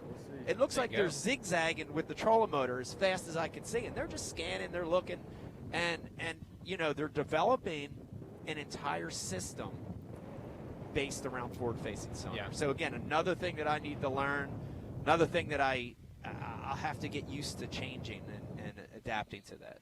And the other trick to it is, finding the right mix of offshore scope and bank fishing or whatever that might be. Like here, you can go up and you can flip bushes up north and catch good fish. How much of that practice are you going to dedicate to that? How much of your tournament are you going to dedicate to doing? Maybe you found a shallow flat that's got some bait on it and some active feeding fish. They're not going to be winning fish, but it's something that you might want to go do so that you can put yourself out there in the middle of the lake and have opportunities to maybe catch bigger fish. So there's a lot of these, like we talked about, practice strategies that are for me and you, I think they're very much still in development phase. To whereas you look at a Patrick Walters, it's just second nature. Like he knows his practice strategies. He knows what he's going to do. See, now he's throwing more of a dragon bait there, it looks like. Picked up the old ball and chain or something, didn't it? Yeah. Huh. It probably looks like you may have seen a couple on the bottom in a hard spot. It's Boom. interesting. I wonder, do we know this? Do we know how many of the top 50, rough estimate, are concentrating on forward-facing sonar, for a majority of the day? Is it probably 80%? I'm just guessing. I would think that would be a good guess. Yeah. I know in the top 10, it's pretty much like 9 of the 10. 9 of the 10, okay. Yeah. But the 10th is using it some. Right. I think everybody has it on their boat. Everybody, the only person that doesn't have it on their boat in the Elite Series is John Cox. And he had a good tournament. Correct? He had a good tournament. He got cut yesterday, though. Oh, he did get cut. Oh, okay. I didn't know. He had a good first day. Yeah, he had a good He had first 20 day. pounds the first day, I think it was, and then not as much. Right. Not as much. And here's the thing. I'll get back to it. I mean, you don't have to love it, but you have to accept that this is what's happening. I thought about the analogy about music. You know what I mean? And I can very much remember my grandfather. My grandfather and my uncle are the ones that got me fishing. And I remember being a kid in the boat fishing with them. Yep. And them having the conversation about rock and roll, Motown. My uncle loved rock and roll, Motown. My grandfather hated it. Thought it was the devil. Right. Went, passed away hating rock and roll and Motown. And that was okay, right? It was not his cup of tea. It was not his cup of tea. And I remember when I was young, loving hip-hop and metal music. And my uncle and my mom, my parents, hated it. Thought rap was, it's going to fade away. It's the devil. It's going to go away. And I still love it, right, to this day. It's a lot like that. I don't have to love this. And but as long as I'm competing here at the Elites, I'm going to have to accept it and going to have to utilize it. Part of the progression of all that, you're talking about music, but in the fishing business. Yeah. A bumblebee there was a flying time when we needed to, we were talking about, guys were saying we need to not use the flasher. Yeah. There were guys who wanted bass to ban flipping. Yeah. Wanted to ban LCDs. I mean, there's always this the thing. history of the sport is those things. Yeah. I think that's the toughest balance, and I think that's what gives some merit to the argument about restricting technology in some way. Is that we do have to have a balance of a consistent playing we got field. a hook up here. A consistent playing field, but embracing the technology. Oh, that looks like a good one too. Came up and checked out the freaking motor. 5G there. Yo, G. Now there's 2 Gs. There we go. 2G, man. Got no help. It's a 2EG right here. That's a little old 5-pounder. He's That's a kind of nice fish. he's been sandbagging today too. See, It's cold. he's in 4th right now, and his smallest That no help. in the Help bucket the at cause. the moment is 2-3. Oh boy. And if you see a 2-3 come out of there, you let me know, okay? Maybe a 3-2. I'm gonna put this in the spotlight. Robert's been he's low key, and as far as this rookie class goes, he's flying. He was flying under the radar, in my opinion, until this tournament, and then he showed what he's capable of doing. And I think we're going to see more of this from him throughout the year. He's just a nice, humble. I know I don't know him very well, but one of his good friends is a good friend of mine. So we have some mutual friends, and I wouldn't expect that this will be the only time we see him this coming year. Dude, that was insane. He came up to check out the motor. He's going to be his 2 smallest. Tell me if there's a 2-3 in there. Oh no, they're big ones. They're 4-pounders. That one's good. He's got a 2-3 and a 2-4. Huh. This one's good.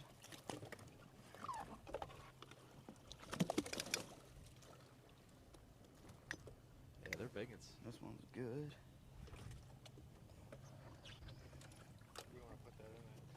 He got all the 3 same pounder. size fish, it looks like. So he told him to put the last one in as 3. 3 pounds. It doesn't take you guys long to teach these rookies No, the tricks of the trade. No, I tell you, the master of it who really set the trend was Cliff Pace back at Grand Lake, Oklahoma, when he won that classic. He was really the one that set the tone for lying as much as you can about your true weight. You know, so shout out to Cliff Pace. Yeah, word up. Good luck Patrick to him on Walters the other is a true disciple. I think Walters is just a straight up liar. Oh, well, there's he no just doubt. lies on his weight. Absolutely lies. On purpose. Yeah. Yep. So here's the other thing about the Sport Face Center, and again, I want to approach this from a positive standpoint. Put the burden on me, not on anybody else. Is that I honestly thought, when I came back to Bass, I thought I'd have. I look at my age. I said I would like to go to about 60. And so at the time I had about 10 years. This really makes me want to retire a lot earlier. And that's okay. And that's okay. I want to put a positive spin on it because, I'm just so thankful that I came up in the era that I came up, where slide we shaft, talked about this, where Still you were fishing by feel and you were fishing the moment and you were using the bait. That And fish you literally were, came up the to guy my that motor, would fish dark to dark and make pitched it back 2,000 behind the casts was boat, and better came than up the and guy, slurped it. that wouldn't. That's and crazy. That era's gone, and that's okay. I accept it. But I'm so You glad thought I my came up motor in was that like era. a dang spoon. But honestly, spinning back as there. much as I want to learn Big forward-facing spinner sonar bait. and compete in the remaining time that I have, it makes me want to. That wild. span of what I think my time in the sport is I like short. how you say this right in this particular moment, because you finish third at Lake Fork, and then you're gonna be like, you know what? I'm definitely going to 60. Yeah. I don't know what I was talking about last week. That was just wrong. That was not correct. I don't think I'll say that, but it could be, John, because in moments of high, you do say other stuff. Right. But here's the other thing: it also changes my career path a lot, because when I stopped, and I always thought, my vision of my retirement would be, I would love to support the sport, whether it's through, foundation, all these other ways. But one of the ways I thought I would support the sport, and Bass was. Always dreamt about being a commentator because I really do enjoy this. You know that. I love it. Both of you are. I love analyze and today we're not doing much of that, but I love analyzing what guys are doing and talking theory and shot with people. I love it. But the last year and into this morning watching it live, I don't want to commentate anymore. Like, I actually feel bad for those guys. I feel bad for Zona. It's tough. Zona was doing a great job this morning. They're the best at it, right? They're the best at it. But I feel bad for them, and it makes me not want to commentate. Look at Joe Lee over here, up next to a dock, even though he's scoping. I like it. Let's pretend he's fishing the dock. Let's pretend he's fishing the dock. Yeah. Nah, he's fishing a brush pile out in front of him. And that's the thing. You're not necessarily always using this technology to just find and catch fish. You can use it to see brush piles and ditches and stumps. And he just zipped it looks like a jig or something up under that dock. Heck yeah, old school one. Yep. See, this is what I was talking about, mixing it in. Yeah. He's mixing in quote unquote bank fishing, doing a little bit of structure fishing with the scope. I was watching him scope most all the morning. He was just plucking 2-pounders like it was going out of style. And he said, you know what? I need old big shamus, and he figured I'd pick up a jig and go hit this dock over here. Yep. Fishing free, fishing loose. It's good. That's what Jordan Lee does, man. He is one of the best natural fishermen I've seen. As far as like the generation behind the Aaron Martins and Kevin Van Dam and yourself, kind of like that generation of natural fishermen. He's the next generation. Good. And when he came out of the gates in college, it's like, wow, this dude is going to be good. Yeah. He just got it. Yeah. And he's been good everywhere he's been. Yeah. As far as every different type of tournament. I mean, he hadn't won a kayak tournament, but, There you go. He's entered some. But he's entered, Yeah. That's a big kayak tournament going on right now. Is there? Yeah. On this lake? No. Oh. Okay. No, it's one of the Bassmaster events. Oh, Bassmaster kayak. It's, they're great. Where is that? They had one at Santee recently, or was that the next one? I know there's one that one is on Santee. Let me look. Stand by for knowledge. Steve's looking it up while we watch. Yeah, the most American thing I've ever seen: a dock with American flag and Lake Joey Murray. flipping it. I was close. Ooh, that'll be a good one.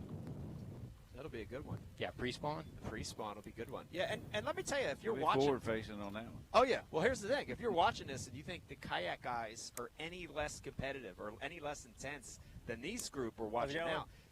They are the same. Yeah, Dude, it is y'all. just as hard and brutal over there. Those guys are They're just, hardcore. They're really. hardcore. They're Yeah. just as Trying to good. find a couple They're bigs. utilizing the same techniques, whether it's flipping docks or forward facing. Yep. Most of those, I would say Yeah, a they ain't majority of moved the up quite kayak yet. professionals have forward facing. Yep, So, they're not scared to go out there in the middle of the lake No. and do what they need to do No. to what they think is going to win the tournament, Right. win their derby. I've gotten to know a handful of those guys over the last few years, and man, those guys are eat up with it in every facet, just like the guys in the boat. I mean, they might even be a little more off than we are. Seriously. That's true. They might be. I mean, they're out there in, very cold temperatures, floating around in something that is about as big as this table in front of us. Yeah. So that's impressive. Yeah. That's true hardcore action. Yeah, I have a lot of fun. I hope last year I got to fish one of the Bassmaster events on the Upper Susquehanna River. Mhm. I hope to get to do one or two again this year. So very, very enjoyable. And here's the thing, I'm hoping Bassmaster continues to add new platforms to its tournament fishing. Yeah. Right. So they've done an amazing job in high school and college fishing and kayak fishing. If they start a professional bank fishing league, that might draw That would me be out of interesting. retirement, in Yeah. years to come. So I would like That's to the win only thing that would be the only thing you hadn't won at the Bassmaster level. Right. So I like to compete in the bank fishing events as well.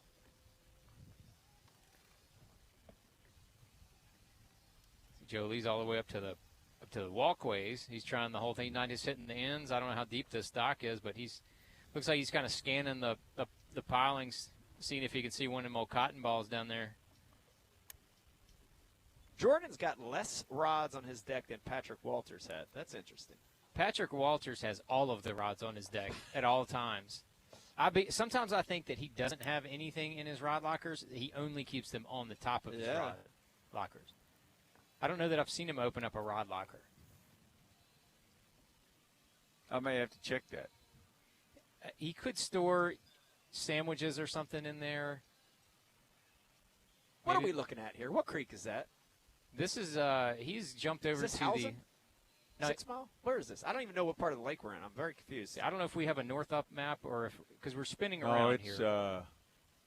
Is that the? Let's see here. Oh, okay. I believe that'd be Indian Mounds. All right, so that is that's Housen, Housen. 6 Mile there. Yeah. Yeah, that's Housen. He was up in Hurricane. That's why it looked funny. Okay. It looked like Luke Palmer's jumped down to 6 Mile. Yeah, that's Hurricane in there, and Schlapper's still out there at the mouth.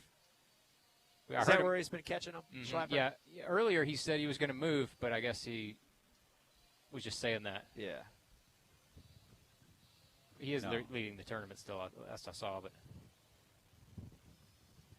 and for those of y'all not familiar with where Walters is, he's right out there in the middle of Hurricane Creek, which is one of the most popular creeks and areas in the whole lake. In the entire back third of the creek arm is wall-to-wall grass. Yeah. So you need to be about halfway out in the creek to the mouth before you can have open water out in the middle. Clean, yeah.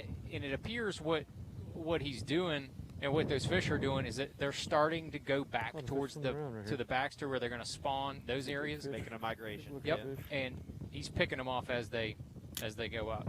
Right. It's interesting, though. I think I've heard it mentioned earlier on the show, guys mentioning that forward-facing is also teaching us a lot about the fish. Yeah. I'm really baffled at how many of these bigger fish kind of float aimlessly in and out of these places. Like, in my mind, I always thought it was always akin to an edge or a break line or something. Yep. Travel route, migration route. I'm seeing a lot of these guys catch them. I consider them like free floaters. Like, they're coming into a creek like Hurricane, but they're not following those grass edges or contours. They're out there in the middle. Yeah. I'm like, the weirdest thing, and there's no bait around them. No bait. They're just kind of blobbing. coming in. They're just blobbing out there. They're blobules out there. Yeah. One of the interesting things to me is that you'll see a fish up, 10 feet under the surface in 45 feet of water, and you say, oh, look, I can catch that one. Yeah. You throw over there near it. The fish follows it for 1 second, and then he just disappears, and you watch him swim all the way back down to 45 feet of water down to the bottom. I never knew fish would go from 10 feet under the surface to 45 feet under the surface in the matter of a couple seconds and stay there. They're like, okay, we're going to hide. And they go down. All the myths of the bends and fizzing fish are all thrown out the window after you see that. Yeah, right. That's it. Uh-oh, we got the train rolling.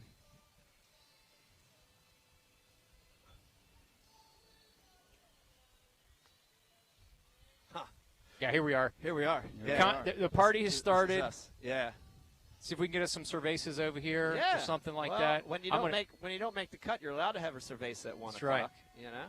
We're watching these guys here on Toledo Bend at Gamakatsu presents this, so that's why I thought I'd wear my Gamakatsu jacket. I saw love that it. jacket. I love it. Yeah, I've got the matching pants as well. My whole goal was to make the day 3 fishing, and I was going to wear the entire suit. Wear the whole suit. Well, it looks good on you, John. Thank you. But the fish did not cooperate with my intentions. So well, here I am. I I'm like wearing it. It's very 80s. It reminds me a of little retro. Some of the tracksuits that I used to wear when I would break dance. Yes. It reminds me a lot of that same look. Exactly. So It's very like comfortable. It's very comfortable. It's like the next level of the members only jacket. Yeah. Now, I don't know if they're trying to kick us off, but I do want to mention this real quick. I don't know if a lot of people knew this, but we did get into a fight recently at was it a convenience store, a little supermarket, or what was it? It was a little tussle wrestling match. Right, in the aisle, and the attendants had to come out and break it up. All I remember about it is the things of Pringles falling in on us. The TMZ has the video. They do. They're going to release it at some point. Right. Is what I heard. Yeah. I'm waiting. I've still got my contract in negotiating, trying to get that portion. I don't know if you've gotten yours yet from them. The story got so bad they just cut us off there. No, they didn't. No. We just froze up for a second. I want to know who won. Well, John definitely won. Pringles won. No, John won because when I make a muscle, my muscle goes down. John's muscle goes up really far. So there's an indication of who won.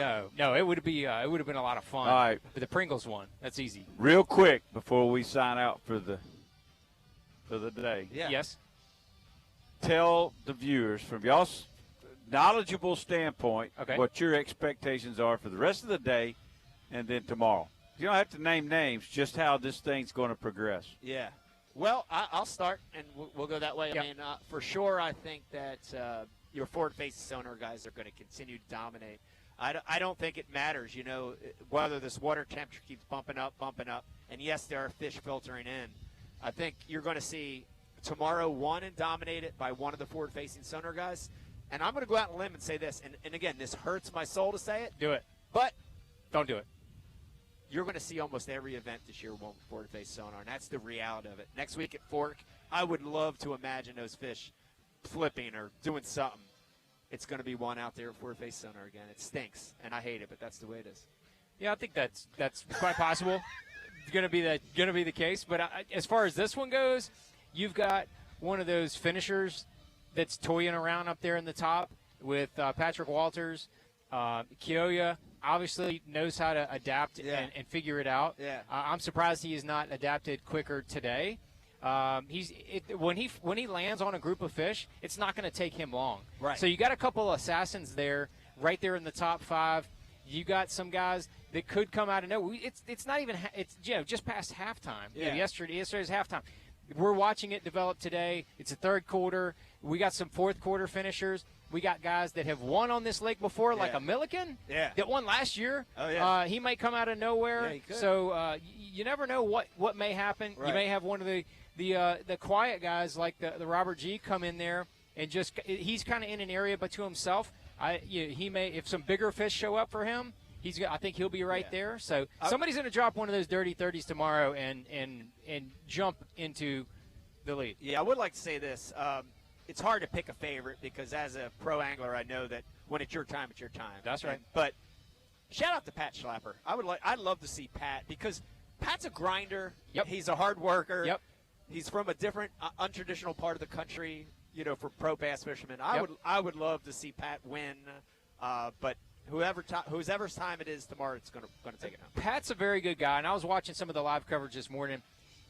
I think he's got his head on straight, And if he makes the right adjustments, which I think he's got stuff to do and to go to, that's why I was surprised to still see him in that same area. Yeah. But maybe he's just trying to burn it down today, finish it off, hammer it out, get him 1 or 2 more big ones, and then go to his backup stuff tomorrow that might be fresh.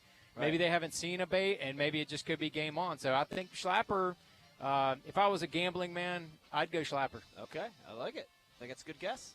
All right. Well, that's how it's going to boil down here. I guarantee it. No. The only thing boiling down here is the gumbo, and they got some Louisiana music playing over here. Got a little Zydeco and gumbo. And, yes, sir. So go Tigers. Join us back here in the morning at 7 o'clock. We'll be right back here with Live Mix, and thank you for joining us today. Thank you, Mike and John. Thank you, guys. Thank you. Thank you, guys. Love you, John. Love you. Even though you beat me up. Introducing the most powerful Tacoma ever. Shut the front with door! the shut the front door handle. Also known as the Seriously Raw handle. Or the Whoa Whoa Whoa Whoa Whoa handle. And even the No Me Gusta handle. Standard on the all-new Toyota Tacoma. We believe in bass fishing, but we believe in bass catching even more. We make products for hardcore anglers. We design, build, test, and redesign until it's right. We cut our teeth on 15-pound fluoro and 30-pound braid. We only admit to bleeding when we get bass done. We're here for serious anglers. We are serious anglers because those of us that earn this badge are untouchable. We are Bass Mafia.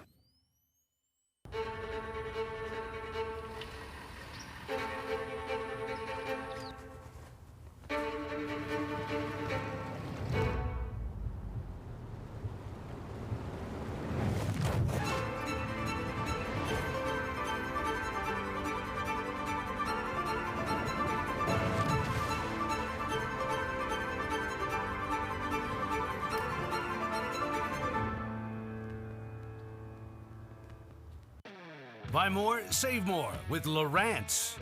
Are you ready to take your fishing to the next level? Get a huge rebate of up to $4,000 when you purchase selected gear from Lowrance and a whole range of leading marine brands. Scan the on-screen code or visit Lowrance.com to level up your boat today. It's the moment when everything is on the line and precision, power, and control make all the difference. A moment over 20 years in the making, anchored on loyalty, trust, and support that goes beyond all expectations. A relentless pursuit of perfection. All born from a revolutionary idea to help you rule the water. Power Pole. A lot of our customers are guys that are sitting in a takeoff every Saturday morning and using their AVX as a platform to go win some serious money. This is not your grandpa's old aluminum boat. Of course, with the V.A.S.S, I was expecting a good ride. I was not expecting to be as smooth as it was and as quick out of the hole. It comes out of the hole like butter. It shoots just like a bullet. It takes waves amazing. You can't tell the difference between a fiberglass and an aluminum. It's a boat that's going to surprise the heck out of you.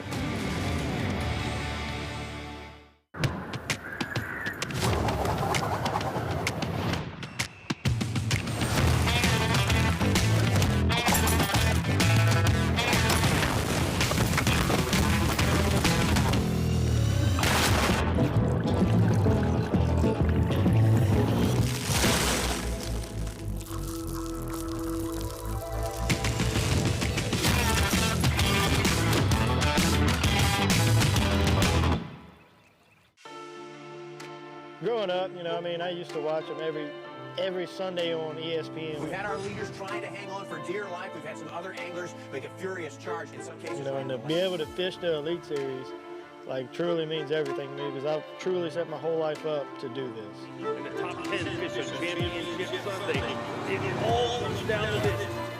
And I feel like now I'm there fishing against the best in the world. The Yamaha VMAX V6 SHO continues to deliver the level of performance that pro bass and multi-species anglers demand. Underneath a bold and aggressive new look, an upgraded charging system with 40% more charging power meets the amped-up demand for today's advanced electronics. The VMAX SHO, raw power, reliability, and exhilarating performance for every angler who loves the sport enough to invest in the best. Yamaha, reliability starts here. Welcome to Minnow King. How can I help you? Everything looks good. I'm friggin' starving, man. Been spawning all morning. Ugh, TMI, bro. What do you want? I'll take a Crush City freeloader and gizzard shad. Anything to drink? Water. Pull ahead, please. Welcome to Minnow King. We're gonna have what he's had. Yeah, throw me in a Ned BLT, too. Pull ahead, please. Calm down. Quit feeding him so much. Hey, man, I'm trying to, man. If you overfeed him, he's gonna hide under a log. When you go rogue, a top 20 playlist doesn't set the mood. You do. Rogue nicotine pouches. Great taste. No compromises. Go rogue.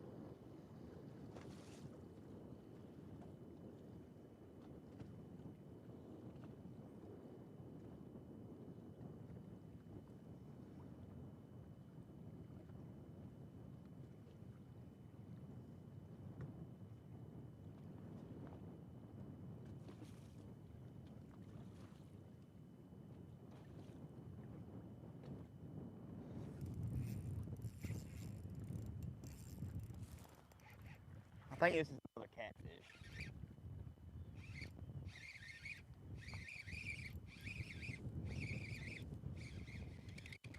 Oh, it's a drum.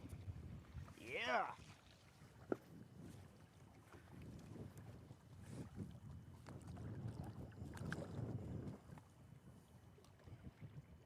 Yes, sir.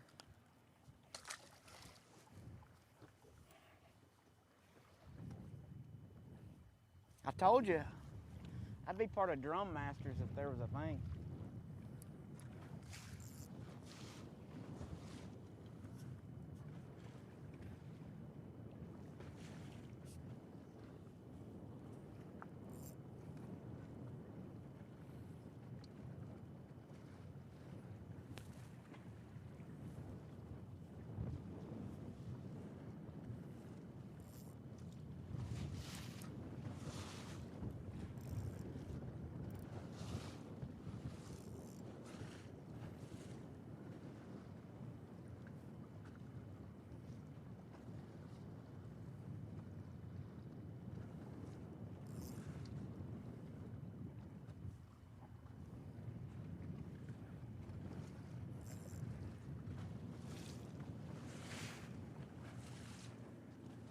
Is that Sago or a Spectator?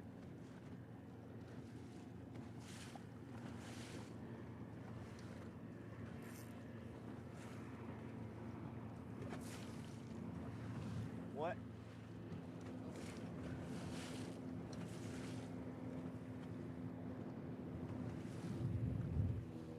I think it's a Spectator.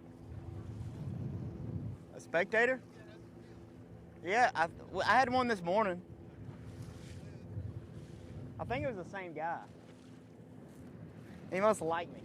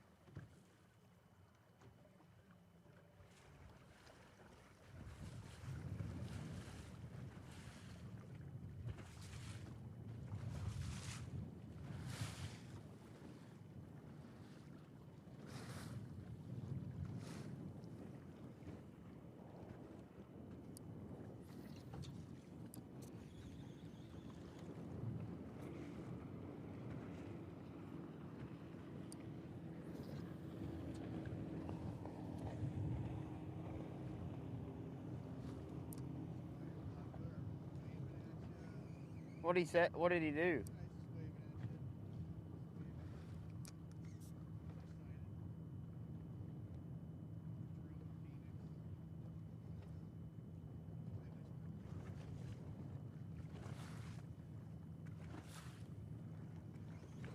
Oh my gosh, oh my gosh, oh my gosh. Please be a bass, please be a bass. Please be a bass.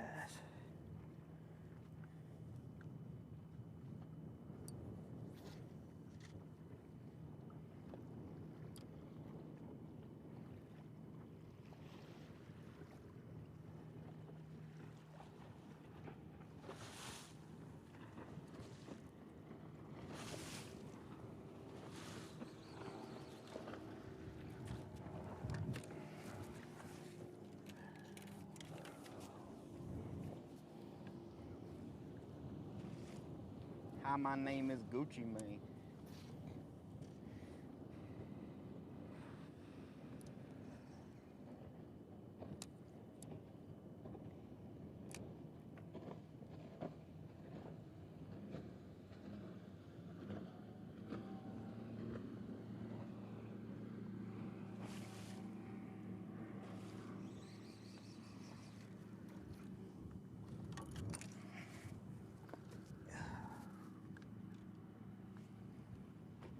I got one coming to me.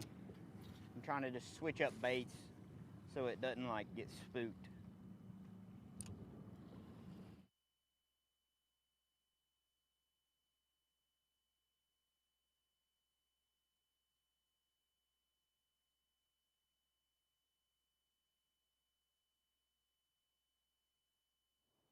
It's a deep bed.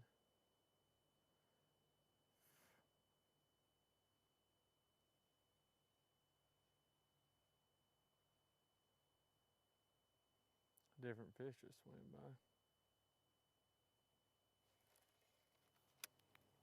Oh, dang, she's fired up. Look at that swirl. Another one of them just bumped her. She's not ready.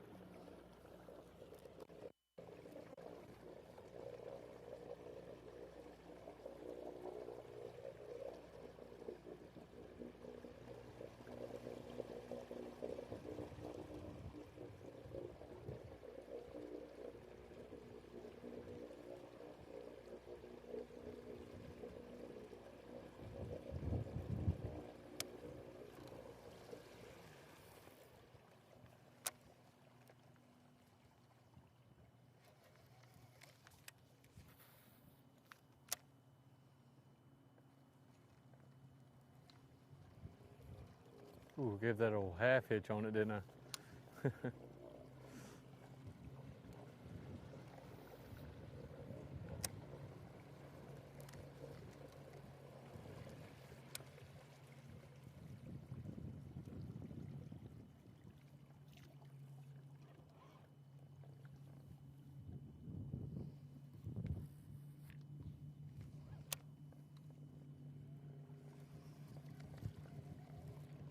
I think that's the problem. I think there's just so many fish moving. They're doing so many different things.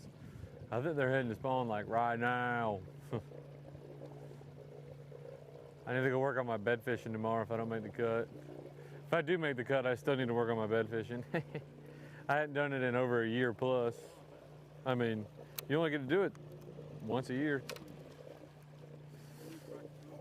Yeah, you do. Let's go.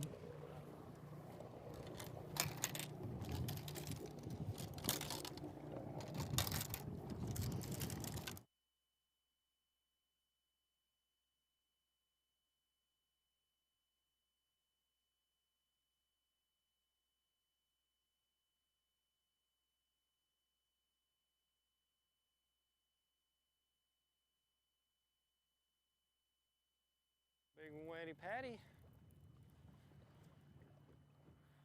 Wondering where he caught his big sack at. Patty.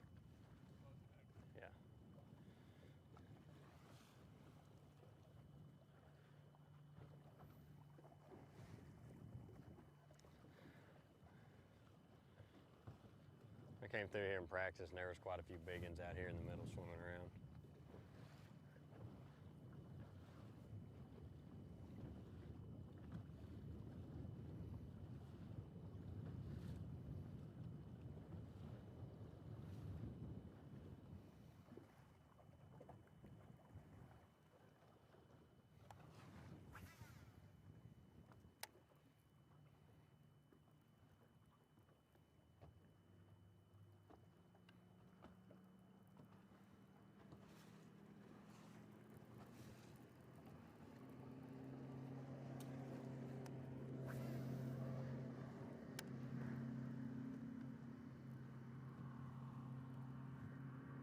Run around me on the back side of it.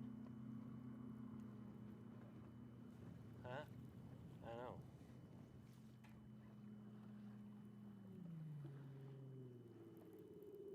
Maybe I'm just too nice.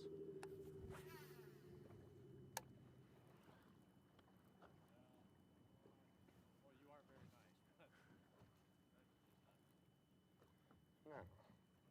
Because if it was the roles reversed, they would. Oh. He'd blow a gasket. It'd be different if I wasn't pointing this way, if I was going away from it. That's right there on the point where that grass turns, where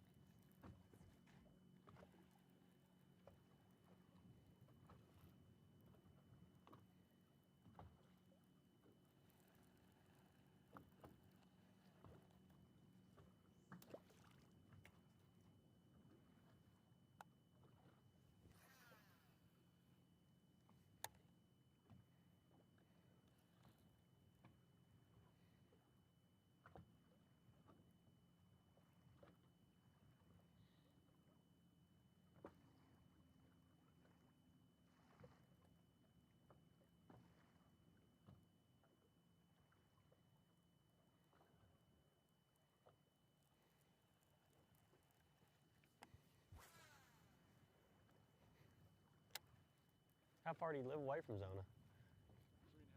3.5 hours. Oh, do you? He's like on Michigan, Indiana border.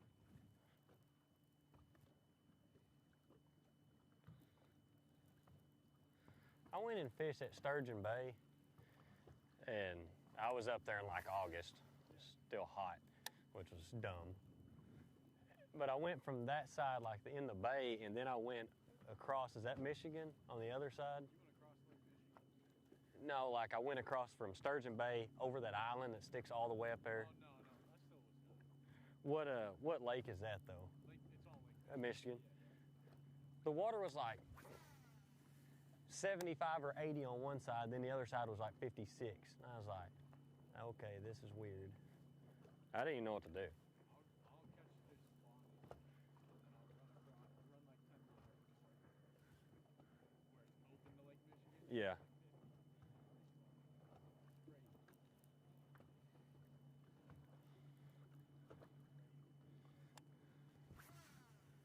But kicks out some freaking giant bags, doesn't it?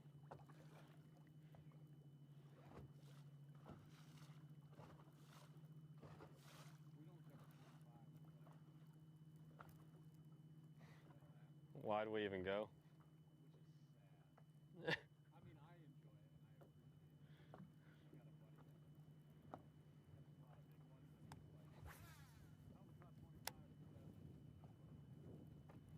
a lot of big ones and he's like, how was not 25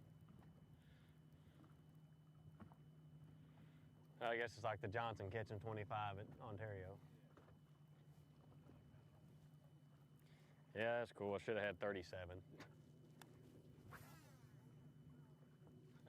Hell yeah. Us coming out of the river, I think the weights will come down a little bit this year. I mean, I'm filling this thing up with fuel and going. I think I'm gonna go up there in July and see how far I can make it on a tank. And literally, that's the only thing to do. I mean,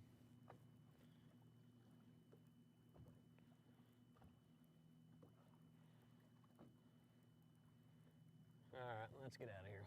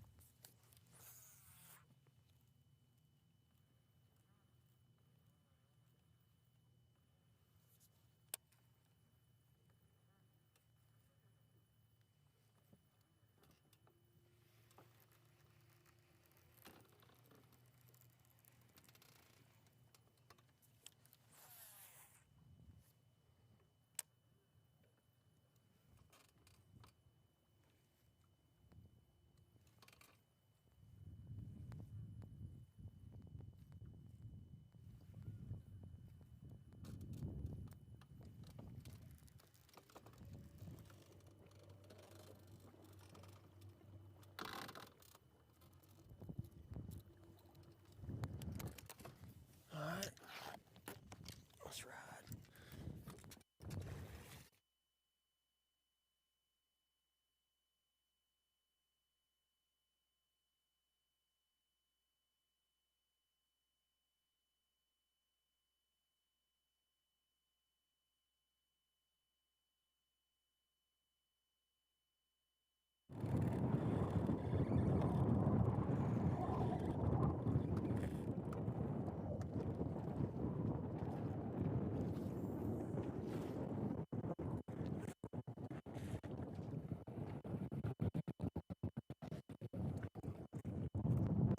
One's up